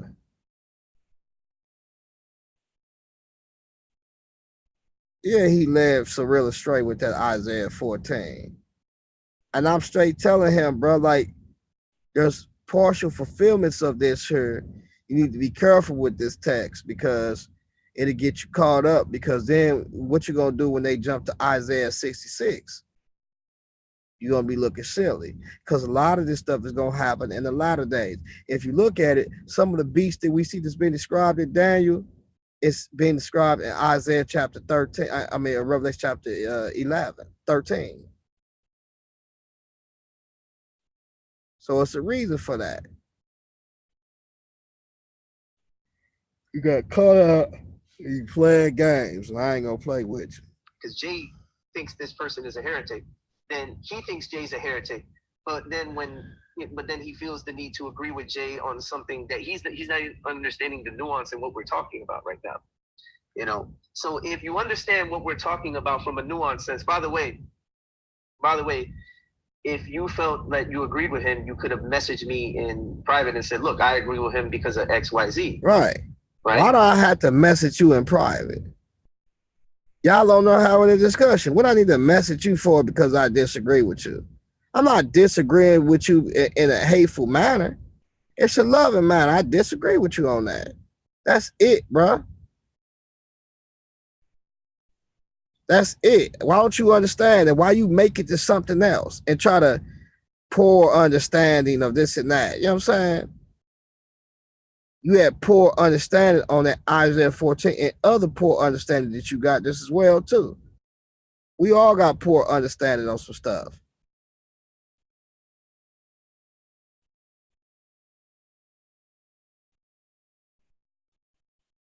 Play the game. That's what you did.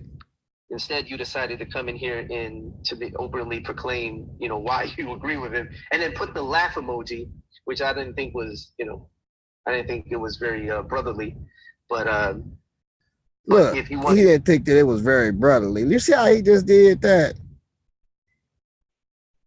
I disagree with this brother, and this brother got upset and say, because I put the laughing emoji, it wasn't very brotherly. That's crazy, man. This dude just put a whole type of character on, and I'm looking like this dude crazy, man. Like, don't even try to play me like that, yo. Like, don't even try to do that. That was scandalous what you did, and that was awful. Put it out there. I've never openly made a video about you proclaiming the things that I believe to be heretical from your end. And they are heretical things. I hope you would know this to the person I'm talking to, that they are heretical. beliefs. They're not simple. Just and then he ended up talking about to the person I'm talking to, like I ain't gonna turn up on them. You know what I'm saying? Like I ain't gonna say like, you know what I'm saying? And then they knew who it was already. I'm in the chat room writing. Why? Because he already know already. It's turn up time because what you just did, bro. And I'm not finna let you try to play me like that. But like I say, you was already holding that already. I know about the little fake pages you got, little stunts you be pulling, coming in, saying little certain stuff because you don't want nobody to know it's you. I know about all of that stuff, bro. Only thing you do is to show yourself to be a Christian coward. That's it, bro.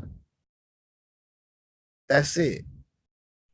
Because you shouldn't be doing that. That's deceitful in the first place. Well, I'm going to sit here and be making different pages and coming up on a different page. Just come in as yourself, bro. Who cares? Somebody don't care, bro. If you want to say something to somebody, just say it, bro. If you feel they saying something wrong, you ain't got to go to a page and then get to talking like that. Just say what you got to say, bro. Stop doing that, man. That's deceitful when you doing that. You want to say something to somebody. Maybe if they see that it's you, it might make a difference to them. But you coming up on a page because you scared to talk to them, and you coming up on a page that's not this a different page that's not your ordinary page. You need to check yourself, man, because you're doing the exact same. And that's what they try to do with Brother Jay tonight. See, I'm gonna tell you what he did. I'm telling you, the James White is all in that boy. It's in his DNA. It's all in his DNA. Let me tell you what he did.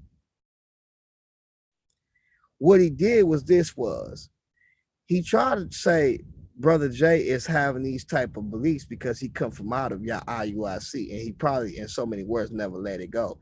That's what he was saying. That's what he was saying.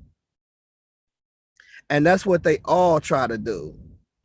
When you disagree with them on something, or you still holding to them Israelite beliefs. Told you, man, it's the James White effect. It's in their DNA. It's all in them. Easily dismiss things. And yet we have openly, even now, still tried to embrace you as a brother. Now, what you could do is, after this is done, since I haven't mentioned your name, we could actually talk on the phone, and we can actually. And so he think because he didn't mention my name, you see how they do that? It's like, that's retarded. It makes no sense. You think because you didn't mention my name, as if you wasn't gonna tick me off and people get riled up and people not know who you talking about. See, it's the James White thing. He does that to where he could be cordial and disrespect you at the same time. These brothers be doing that. And he just did it. And they get good. They getting good at doing it. They've been doing it for a long time. Been doing it for a long time. How to disrespect you in a cordial way. You know what I'm saying? That's retarded. Being sarcastic and playing games and stuff. That's what they be doing. Excuse me. And that's what this brother tried to do tonight, to try to display tomorrow. I come in and I say this, and listen, I'm telling you, like when I came in, it wasn't even on no case where it was no beef or none of that. It was peaceful. It really was peaceful. I was just like, yeah, he told me I'm trying to cause division. I wasn't trying to cause division. I was saying, bro, I'm going to have to take Brother Jay on this one. Wasn't trying to cause no division. And he going to try to say some stupid stuff. Nah, bro, that ain't going to work. And to discuss this cordially. Now, if you would like to. And notice he said cordially. You see what he did, though? Now you want to discuss it now. Or that I had to add, I'm supposed to say what I had to say privately in an open chat. Didn't come in and disrespect him or nothing. Just say, I agree with what's called with this one. He go crazy. You know what I'm saying? That's because he is a manipulator and he wants to control people. If you don't think like he do, move like he do, then he has a problem with that. And he been doing that for the longest of time. This ain't nothing new. Mike been doing this. He's been doing this. So Mike, you need to repent and stop playing games. You know what you did. You know already what offended me. So don't try to act like you don't know what offended me. You know what you did.